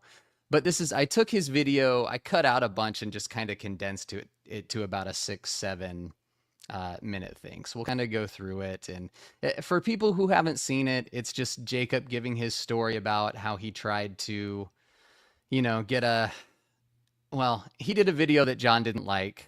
John did a reaction video where he called Jacob a bigot. Jacob didn't like that. And also when John was upset, he invites Jacob on his show, which in my opinion wasn't smart to do. I don't think he was thinking clearly when he did it, but Jacob took him up on that offer. And then I think John realized. So let's watch that. And again, if you want me to stop anywhere, let me know, Stephen, and I'll probably stop at some spots. Had a series of really strange interactions with the prominent ex-Mormon life coach, John Dehlin. It all started earlier this year when I got a text message from a friend telling me John was talking about me on his channel. Yeah, I'll just add, Jacob Hansen, that, you know, you're so confident, you're so strident on your YouTube channel and on the internet. So learn a little bit about your own history before you go on your bigoted rants that are hurtful, that only display your ignorance. And if you were such a bigoted jerk in the way you treat people, I would want to be kind and compassionate with you. But you're so offensive and heinous in your level of discourse that it's really hard to have compassion for you. I couldn't help but feel like this was all a little ironic given John's past statements. And even I feel like I try and bring compassion because I don't think you see me belittling people that belittle me. I don't think you see me even arguing with people. Now, I've always found it funny when people talk about other people online instead of talking to them. And just so you know, I almost always reach out to the people I talk about on my channel first to see if they're willing to talk directly with me. But okay, I got to call Jacob out on BS right there. How he says, he said I almost always. So I have 2 cases. I reached out to some people. I've got some contacts in my phone too, Steve. You're not the only one with contacts. Right. Yeah. So we talked earlier about all these videos he made of John prior to this, and all these videos he made of Julie Hanks too. Before he made those, he never reached out to them. He never said, I'm making these videos about you and would you like to talk to me about it? He didn't do it with Julie. Julie confirmed that with me. He didn't do it with John. John confirmed that with me too. So he's lying right there. Maybe he does it with other people, but he didn't do it with them. With them, what he does is he does his hit piece. And then when he gets crap about it, then he says, well, if they disagree, I invite them to come talk to me. I want them to come talk to me. And this is something I call Jacob out on a lot, is he will attack and then people will not like what he did. And then he'll say, well, now you have to speak with me. He does the same thing with me. He'll say like, come on my show. You talk to me. Why won't you talk to me, you coward? And I'm just like, well, that you want, in my opinion, he wants the attention. So I'm not giving it to him.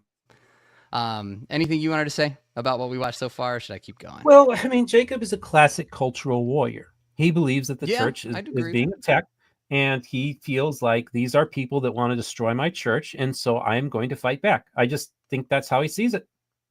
Okay, I mean, that's fair.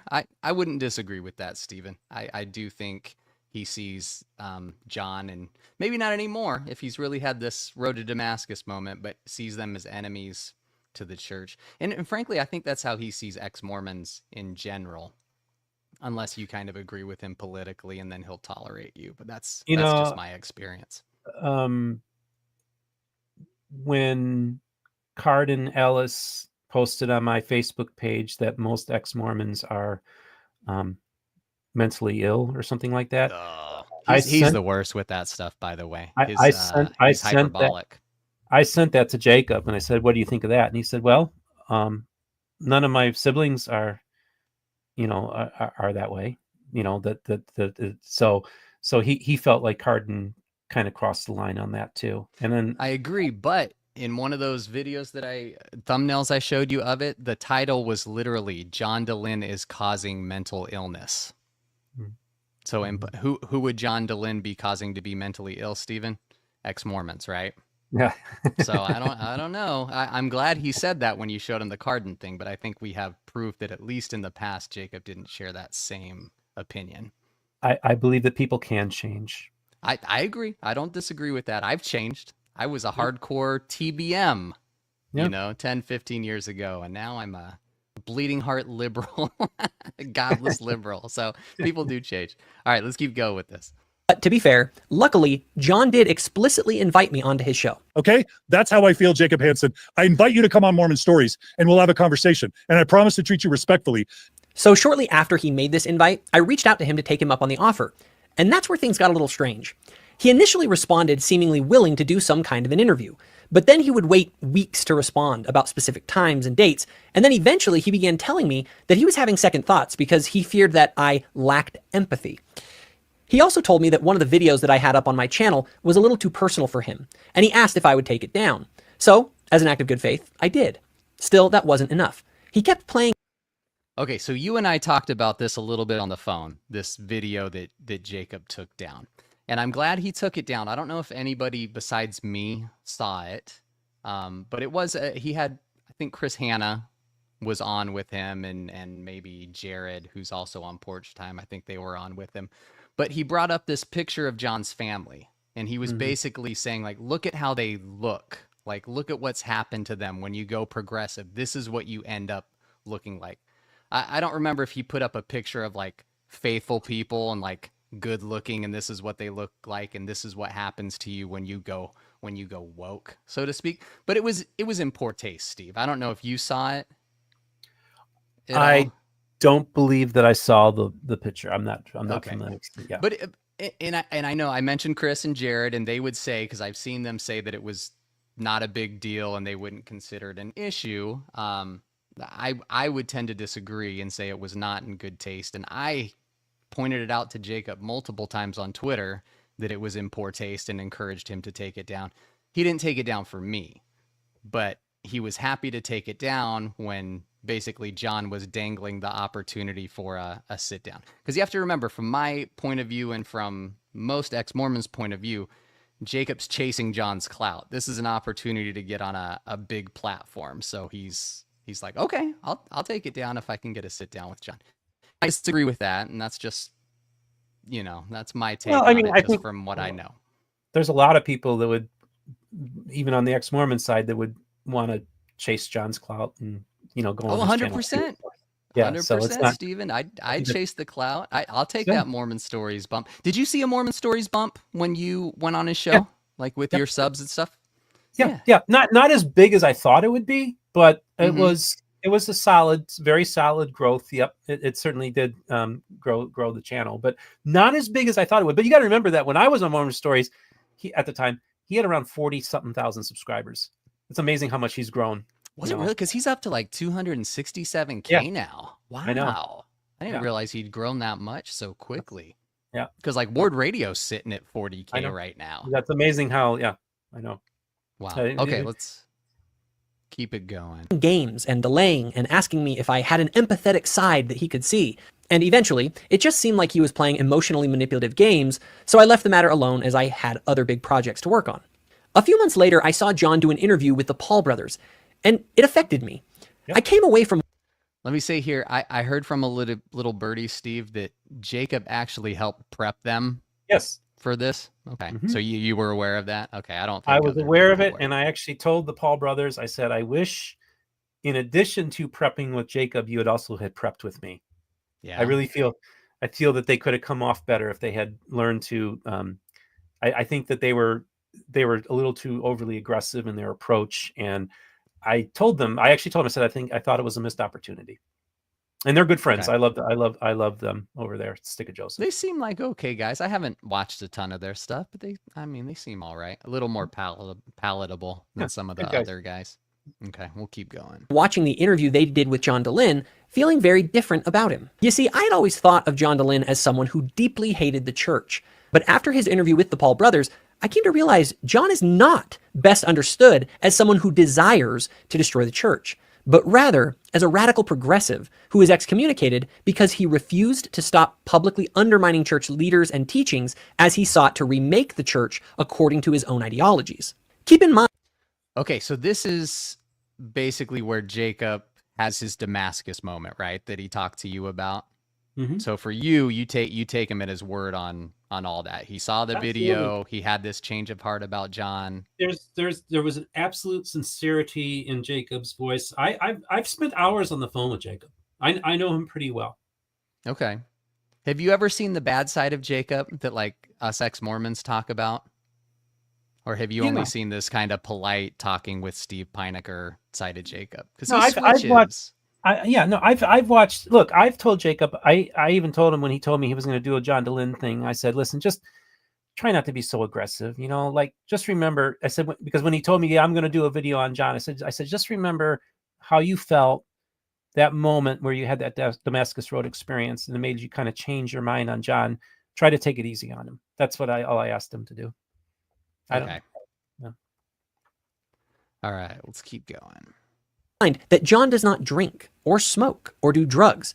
I think John largely keeps the word of wisdom because somewhere deep down in John's heart, he knows it's true. I think subconsciously, John loves what the church gave him and is still deeply mourning losing certain aspects of the faith that he knows for a fact blessed him and his family. The weird thing is I still feel like the luckiest guy in the world to have been raised Mormon, like you. People think that if I had a magic wand, if I was like Voldemort, which people call me, and if I had that magic wand and I could wave it, then I would make the church disappear. That's actually not true. But John's issue. I think he's probably right about that. I think John's appreciative of his time in the LDS church and what he got from it. So I don't think Jacob's wrong with that. Issues and frustration arise because he simply cannot reconcile the restored gospel with his radical progressive ideologies that he has adopted as his new religion. This is also why John has become good friends with activists within the church who are seeking to undermine things like our definition of marriage and gender, as well as trust in God's prophets. What I've come to realize is that while John is filled with resentment and anger towards the church, his primary motivation is not to destroy it, but to try and change it according to his own ideologies. Do you think John's filled with resentment and anger to the church? You think Jacob's right about that? I don't think John. I think John was very passionate, but I think that he's moved on from the resentment and anger. If there was, I really feel like John feels like he's been hurt by the church. Yeah, I think most ex-Mormons feel that, and to a certain extent. I feel like he's critical, but I don't know that he's like super angry or resentful about it. Yeah, I mean, I think Jacob might be projecting some stuff on John, but I've had the opportunity to spend a lot of time with John, on some level, and to talk up on the phone and hang out with him, and he has a heart, a big heart for the people in the ex-Mormon community and for the people in the Church of Jesus Christ of Latter-day Saints. Yeah.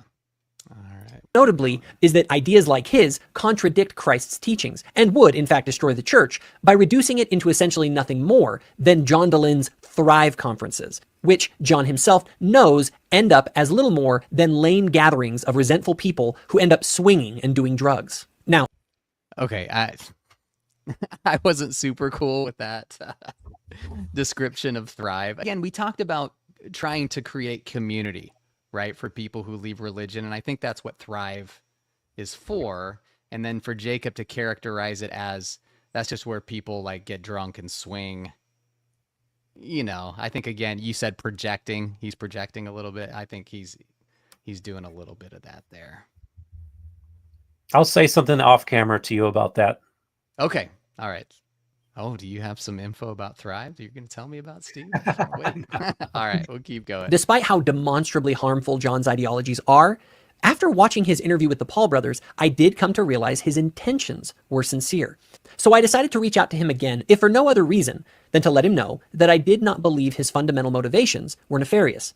But first I reached out to a mutual friend of ours, Stephen Pynakker, to let him know about the shift in my thinking about John.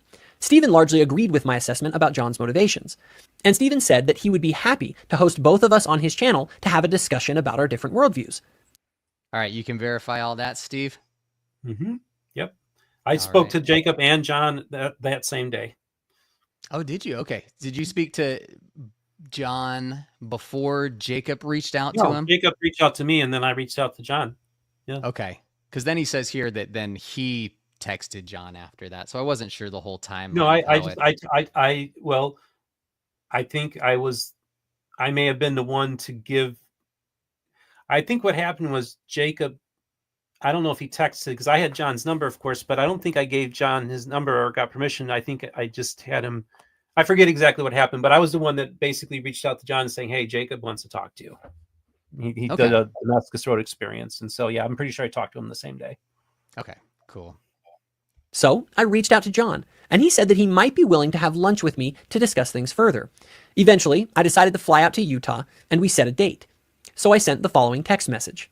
John, I am very much going into this not knowing what exactly to expect. But as I mentioned in the email, I think I have got some things wrong about your motivations. My intention is to explore that and see where it leads.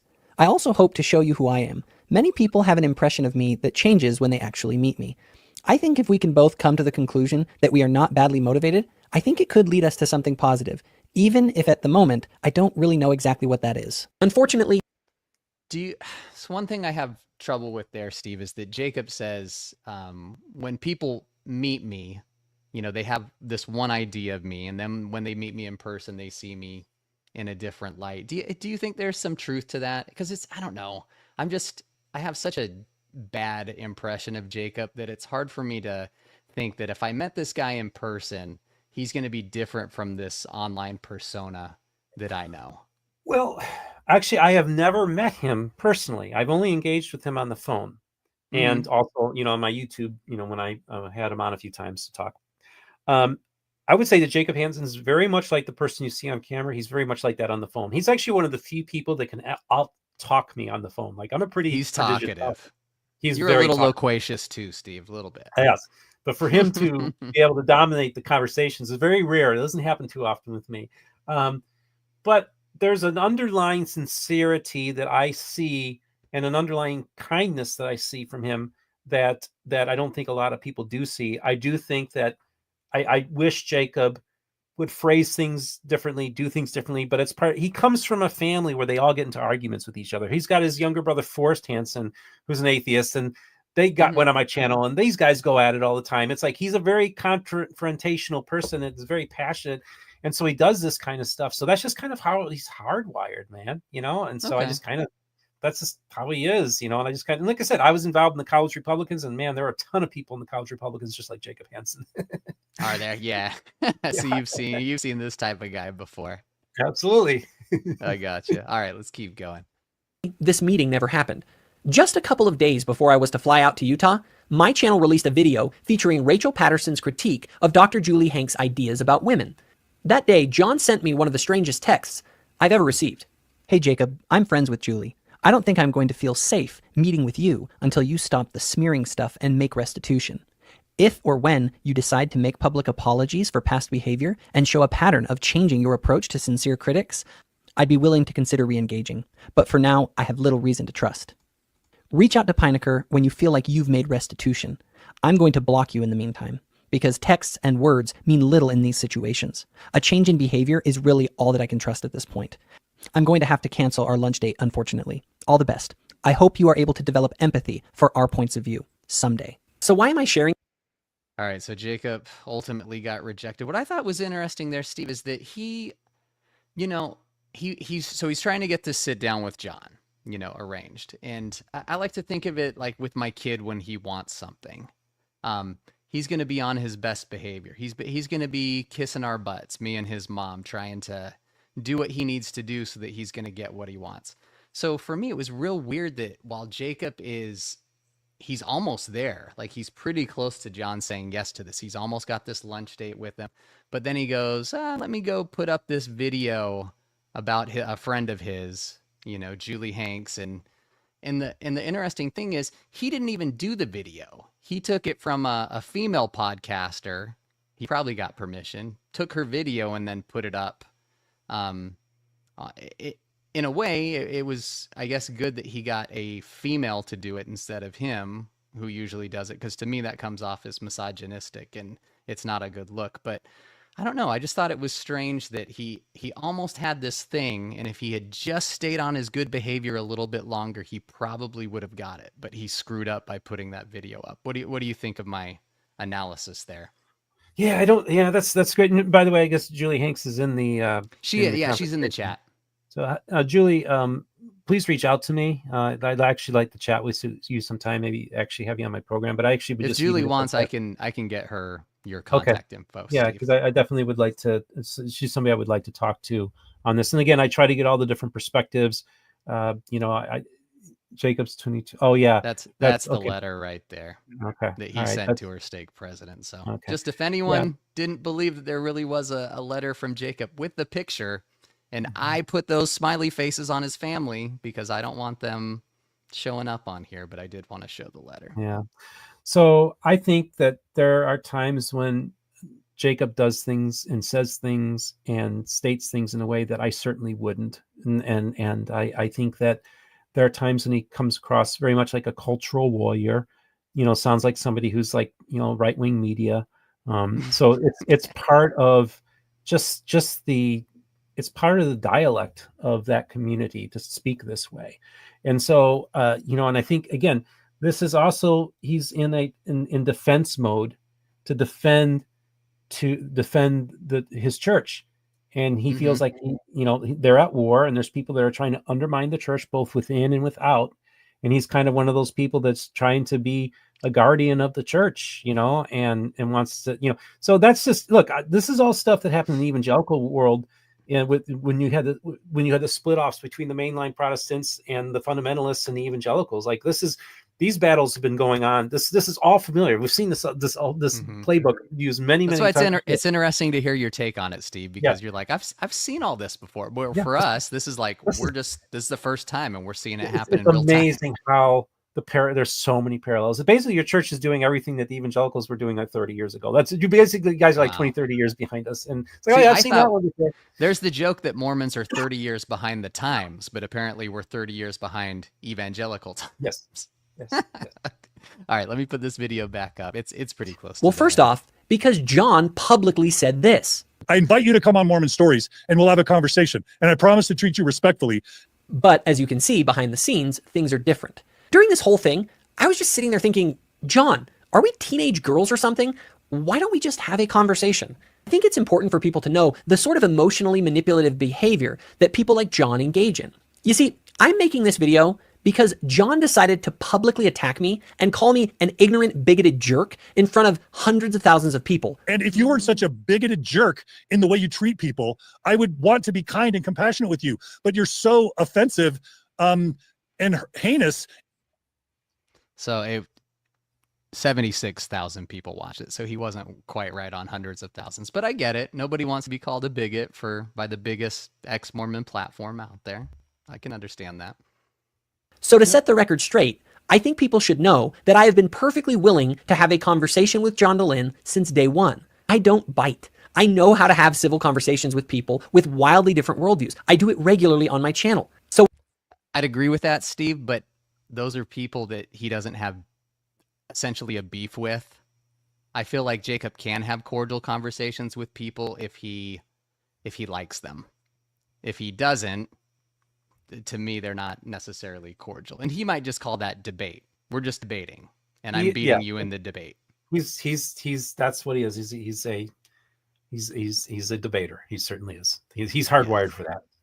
Yeah, Julie says civil conversations. So she calls that into question a little bit too. What I propose is that we have a conversation on neutral ground on our mutual friend Stephen Pynakker's podcast, and that we simply discuss the nature of our different worldviews and how those worldviews shape our relationship with the church and those around us. In the end, I think people should know that I do firmly believe in peacemaking, though we should not seek peace at any price. And I want everyone to know that I do not view John Dehlin as my enemy. I view John as my brother, a brother who, after leaving Christ, is hurting, and who, because of that hurt, is dedicating his life and financial living to deconstructing faith and replacing it with harmful ideologies. Our Savior said, that stuff, Steve, I don't necessarily agree with, because I've heard Jacob say, I love John Dehlin. I think he even said it on your program. Like Mhm. when you and Rebecca and Greg and him were all Mhm. on having a discussion, and I think he said, "I love John Dehlin," and I called bullshit on that. I don't know. Maybe there's some kind of love, but it's not the kind that we're all used to. So when he says, "I think of John like a brother," maybe in his head he does, but to me it's like your fruit, your actions Mhm. towards him don't say that to me. I Yeah, don't know. well, What's your take? all I can say is that in the Hansen household, it's all of them are basically passionate debaters like this, and this is how they're hardwired. Like they just go at it like this all the time. So I think he's used to doing this at the Thanksgiving Dinner dinner table. table, Uh-huh. and I think he kind of, I used to be somebody who would get into debates all the time, and I never took it personally Hmm. in the sense that I would go after you pretty strong, but then I could still have a beer with you afterwards. So Yeah. I think he's the kind of person that looks at it that way. Like, I'm going to be hard to you in the arena, but I outside. Look, this is an arena that there's a battle that's in his mind that's going on, and so he feels like there's this war that's going on that's trying to destroy his church, and he's one of those Saturday's warriors, or if you will, that's out there to try to protect and defend his church. And so Yeah. I feel like he feels like he has to come across this way because he feels there's a lot at stake. Yeah. Tony says, "Have a beer with Jacob, Steve." All right. You never know. This is That by crazy their enough road. fruits ye shall know them. And frankly, John Dehlin's ideas have led many, many people to nihilism, hedonism, addiction, divorce, and a litany of other problems that come when you unmoor yourself from the rock of our Redeemer. Now, John, I'm under no illusion in thinking that you and I will agree on much, but I think there is way too much ugly and painful resentment between active members and those who have left. We all have seen this in our families, and maybe this is a chance to show our respective audiences that it's possible, even for people with as strong opinions as John Dehlin and Jacob Hansen, to engage without hatred or manipulation as we seek clarity in conversation instead of simply shouting down each other as heinous bigots. So I thought there was one thing he said there, Steve, where he's like, there's, this animosity between Mormons and ex-Mormons, although Jacob would call them Latter-day Saints because he doesn't like Mormons. He says he likes Latter-day Saints. But when I hear that, I go, dude, you're part of that animosity. So it's like nice that you're giving this lip service about like, oh, we should sing Kumbaya and be nice with each other, but like, he's a shit stirrer. Yeah. His hands aren't clean in this, so I don't know. To me, it comes off like hypocritical when he says stuff like that. But I don't know. I'm very cynical when it comes to him. I know you've got more grace for him, and you know him in a different way than I do. So I appreciate getting your take on it.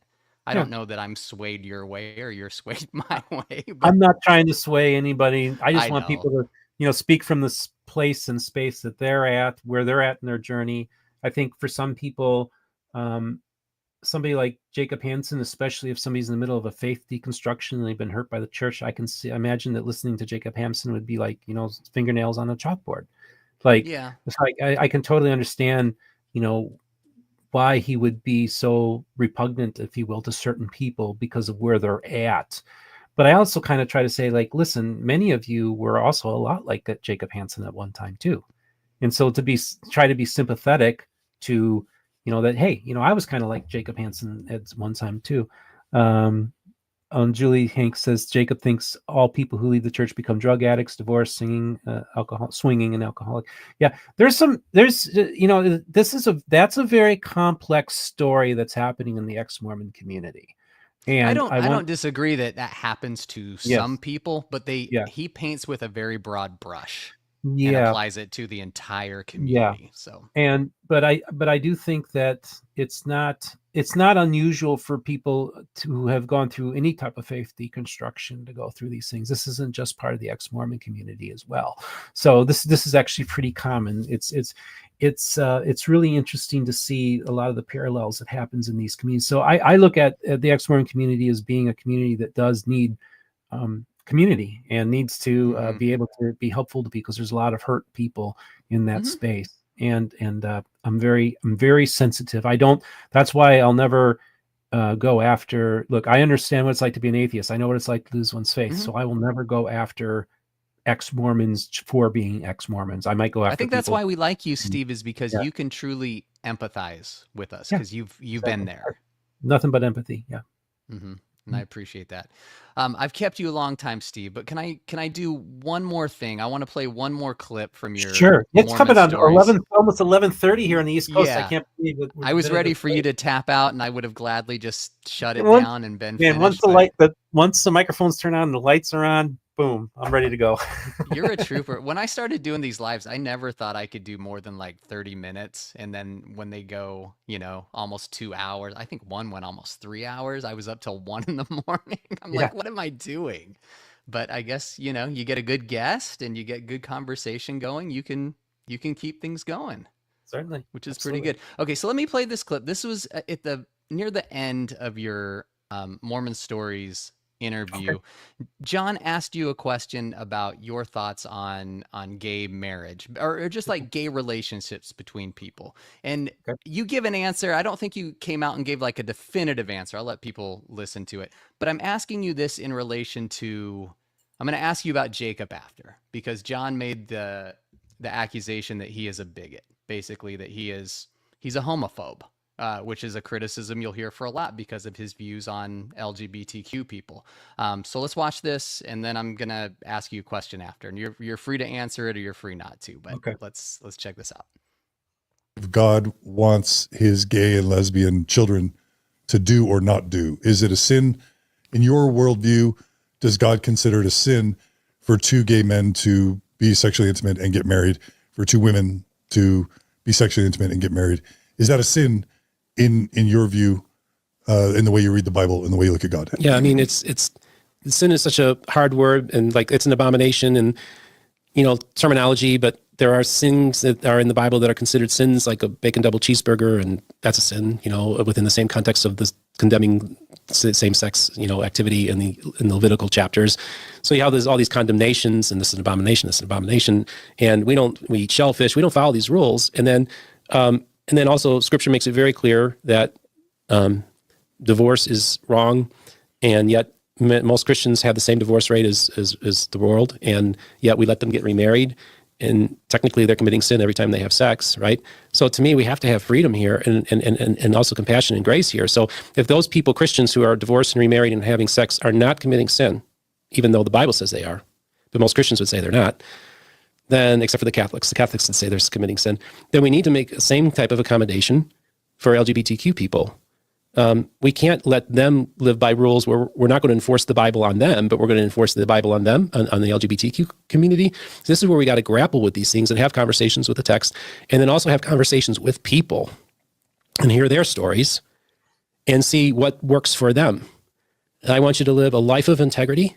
I want you to have relationships that are strong and loving and ethical and are both healthy and are something that benefit you and your partner. And so to me, it's you live your life, you have your relationship with God, you work out with him how you're going to proceed with your life, how you're going to engage with other people. Some people say they want to remain celibate. That's fine. That's a choice. If you want to make a choice, but I'm never going to impose celibacy on other people. If people want to make a choice for celibacy, I respect that decision. But we have to make accommodations for people who love the Lord, who want to serve him, and also want to love while here on earth. And I don't want to deny people that opportunity to love another human being when we only have one shot here. I think that's cruel, and it's not living the golden rule. I love that, Steve. I one time per episode, I'll drop an F-bomb. So anyone who wants to put your earmuffs on right now, feel free to do it. I fucking love that, Steve. I loved it. I am a very straight man, but I am an LGBT ally, and I loved what you had to say there. I thought it was great. You didn't outright say yes or no, but I think you let us know what your feelings were in regards to John's question. So with that in mind, and knowing that a lot of us kind of considered Jacob to be a bigoted person because of his views on LGBTQ people, he thinks homosexuality is an abomination. He's okay with people being gay, but he's not okay with them acting upon it. How do you, I don't know, because I'm not a gay person, so I don't know. To me, I even asked Jim Bennett this. I go, how do you think Steve handles this relationship with Jacob when you know this person basically thinks your sexuality is bad. Like, how do you deal with that? Well, I was a self-loathing, closeted homosexual for a very long time, a self-hating, Yeah, you had said that in your interview. Mm-hmm. and actually probably was as big of a outwardly big of a homophobe as anybody out there in public. I was pretty harsh towards gay people, Mm-hmm. and it helps that I'm very straight passing, so I could get away with saying things and stuff like that. I look at it from the perspective that people, I think there are two types of people that I look at in regards to people who are anti-gay marriage or anti-gay or whatever. There are the absolute homophobes who just hate gay people. They just hate them. Mm-hmm. Then there are people who are people of faith who love gay people, but because of what they've been taught and because what they believe their scriptures tell them, they can't be in favor of gay marriage or even gays being able to love each other. And they don't hate gay people, but because the scriptures they believe in saying these things causes them to say that they have to remain celibate.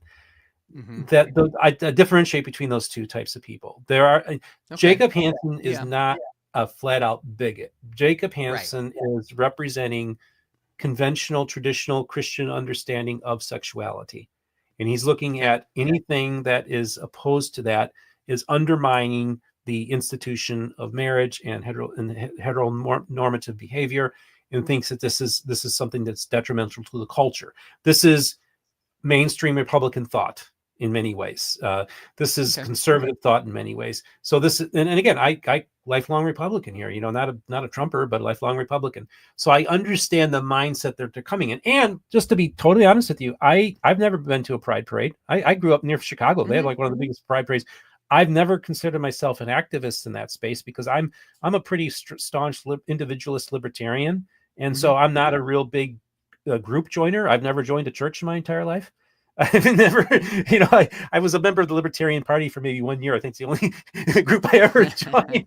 And so I'm really very much about individualism. Like my whole thing is like with the whole gay marriage thing, when that whole thing was going down, I was like, the church, the government shouldn't be in the marriage business to begin with. Like it's a completely different conversation that I'm having with this whole kind of thing. And so I think that Jacob is taking a conventional conservative position. But I also say that Jacob has many people who are LGBTQ in his life. And I think that he's not hating them. He's not shutting the door on them. He's not throwing them out of his life. That's a homophobe would do that. You understand what I'm saying? Okay. Like, so I want to differentiate between those whole things. I think Jacob has views that can be considered homophobic. Yes. But they're steeped not in something about some kind of inner hatred that he has for LGBTQ people. It has to do with his fear of change that many conservatives feel. This is a reaction to changes. And he's trying to, in his mind, he's trying to save America. He's trying to save his church. And so I understand that from a cultural context where he's coming from. But on a practical day-to-day basis, I imagine that if there was a person that was a close person in Jacob Hansen's life who was in a same-sex relationship and were getting married, I would not be surprised if Jacob Hansen's. I'm sure Jacob would be at the wedding. That's just my personal opinion, but I don't think he'd boycott that wedding. So I just want to say that. Yeah. So I just want to say just that there's a lot of nuance and just understanding. Look, I know Jacob. There's a lot of people here that don't like Jacob, and that's fine. But again, I remember I went to Greg Manson once. I said, Greg, I just want to let you know that when I'm in a space where everybody's hating on you, I'm going to defend you. And I said, and then I said, and then it's the same thing to John Dehlin. If I'm in a space where people are hating on John Dehlin, I'm going to defend John Dehlin. That's what I do. These are my friends. And I believe that if people are, you need to, again, I understand why people don't like Jacob. I understand he does throw fuel on the fire. I know he's a perfect example of a cultural warrior. We see this in politics. We see this. This is really part of America, of what it is. But I also say that I see a side of Jacob where he's not that way. And I also know that it comes from a place of concern that he sees that his church is going in a direction that he's concerned that it could go in directions that could cause him to ultimately even leave the church. So I think that he's doing this because he loves the institution. He wants to protect it. And he feels like he's one of the defenders. and that's where he's coming from. And I know plenty of people like that in the evangelical world too, and I can be friends with them too. So would we call him like more of a pious homophobe that like he's got good intentions behind it, or would you not put that label on him at all to any degree? Because we said I'm one very, is like very homophobic. Is he yeah, more? I Maybe think a that, little bit. And if you don't want to put the label on him, that's totally fine, Steve. yeah, I don't think in those terms. Like I don't go around and say, oh, look, I mean, I have friends that make gay jokes, you know, at the bar, you know. Yeah. I mean, I just don't let it get to me. I mean, I just don't even Okay. think that way. I just look at people as individuals. I look at people that if they are saying things out of ignorance, they're saying it out of ignorance. And they Okay. just and that's kind of how I see it. You know, I have a real, I'm a very, very forgiving person. Like, yeah, you are. I think so. Okay, I gotcha. All right, Steve. Well, before we get done, please plug anything and everything you have. I want people, if you're not subscribed to Steve's channel, Mormon Book Reviews, go over there and give him a sub, donate to his Yeah. channel. But plug away, Appreciate it. Steve. The Yeah, floor is so yours. just want to invite people. My YouTube channel is called Mormon Book Reviews. Started it a few years ago, and basically we are, as the title goes, the Switzerland of Mormonism. It's really the one place where all people can come together. I mean, just what people see on camera is the tip of the iceberg. The conversations we have off, you know, that the only reason we're talking about that information between John Dehlin and Jacob and myself is because it was put out there publicly. Yeah, they I made would it never public. I would never talk about any of this stuff publicly. I mean, but I get people together to talk to people, and so, and again, that's what this this facilitates. I honestly, if I chose a lane, I'd probably be a much bigger channel, but I've chosen to stay in the space that I'm at because really, I think it's really important because and I'm trying to model not only in this world, but even just in the general political world and in the world in general. Look, we can have civil discourse amongst different groups of people, and it doesn't have to be, we don't have to be at each other's throats. So I think that there's a hunger for that. And this place, this Mormon Book Reviews is that space where people can come and, whether it's on camera or off camera, have very important conversations. And again, these are human beings. We are all fellow image bearers. And we just got to remind ourselves that we're all fellow image bearers. We're all part of the same family as we're hurtling in space on this rock. And let's do our best to recognize the fact that we're all related to each other. We're all brothers and sisters. We're all image bearers, and look for the good. Look for the Jesus in people. Don't look for the devil. Look for the Christ. Look for the goodness that you can find in people. I can find negative in anybody, but I also know there's always that silver lining of humanity that exists in everyone that we need to try to bring out of people. And there are some people, it's hard because of circumstances in their life, and there are just some really rotten people in this world too. But I just want to be very careful not to demonize fellow image bearers, but try to see the good in everybody. Okay, I get that, Stephen. I appreciate that. But also I being know. strong. Like if you do wrong, you know, There you go. you do Let 'em wrong know by you my do wrong. mom, or you know, like you Yeah. go after my mom, or you know, you make it personal. Then yeah, then yeah, I'm gonna defend the integrity of my mom, and I'm gonna defend my friends. I'm very, very, very strongly loyal towards my friends. So if somebody goes after one of my friends, I've got their back. Awesome. Well, again, thank you so much, Steve. The conversation's been great. I kind of had a sketch of like how it would go, and it just started going in different directions. And I said, okay, we're just going to jump here and we're going to jump there. And I thought it was a really interesting conversation, and hopefully people got to see, kind of a different side of Stephen Pynakker that they don't always see on other channels. And that's kind of what I like to do with my channel. I don't know how to interview people, so I'm just getting on here and I'm And first of all, winging I just want to say you do really good at what you're doing. I think you have a great presence about you. I think that your channel is really doing very well, and I think I'm glad that we had this conversation tonight. And I'd like to get you on my channel sometime to have some interesting conversations as well. Actually, I want to start doing some more panel discussions again. With my hearing loss, it was kind of hard because I was. But now that I've been able to kind of manage it, I can maybe try to do some more because actually some of my panel discussions I think are some of the best stuff that I've done. Bringing on different people and having these great conversations, and I want to start doing that again.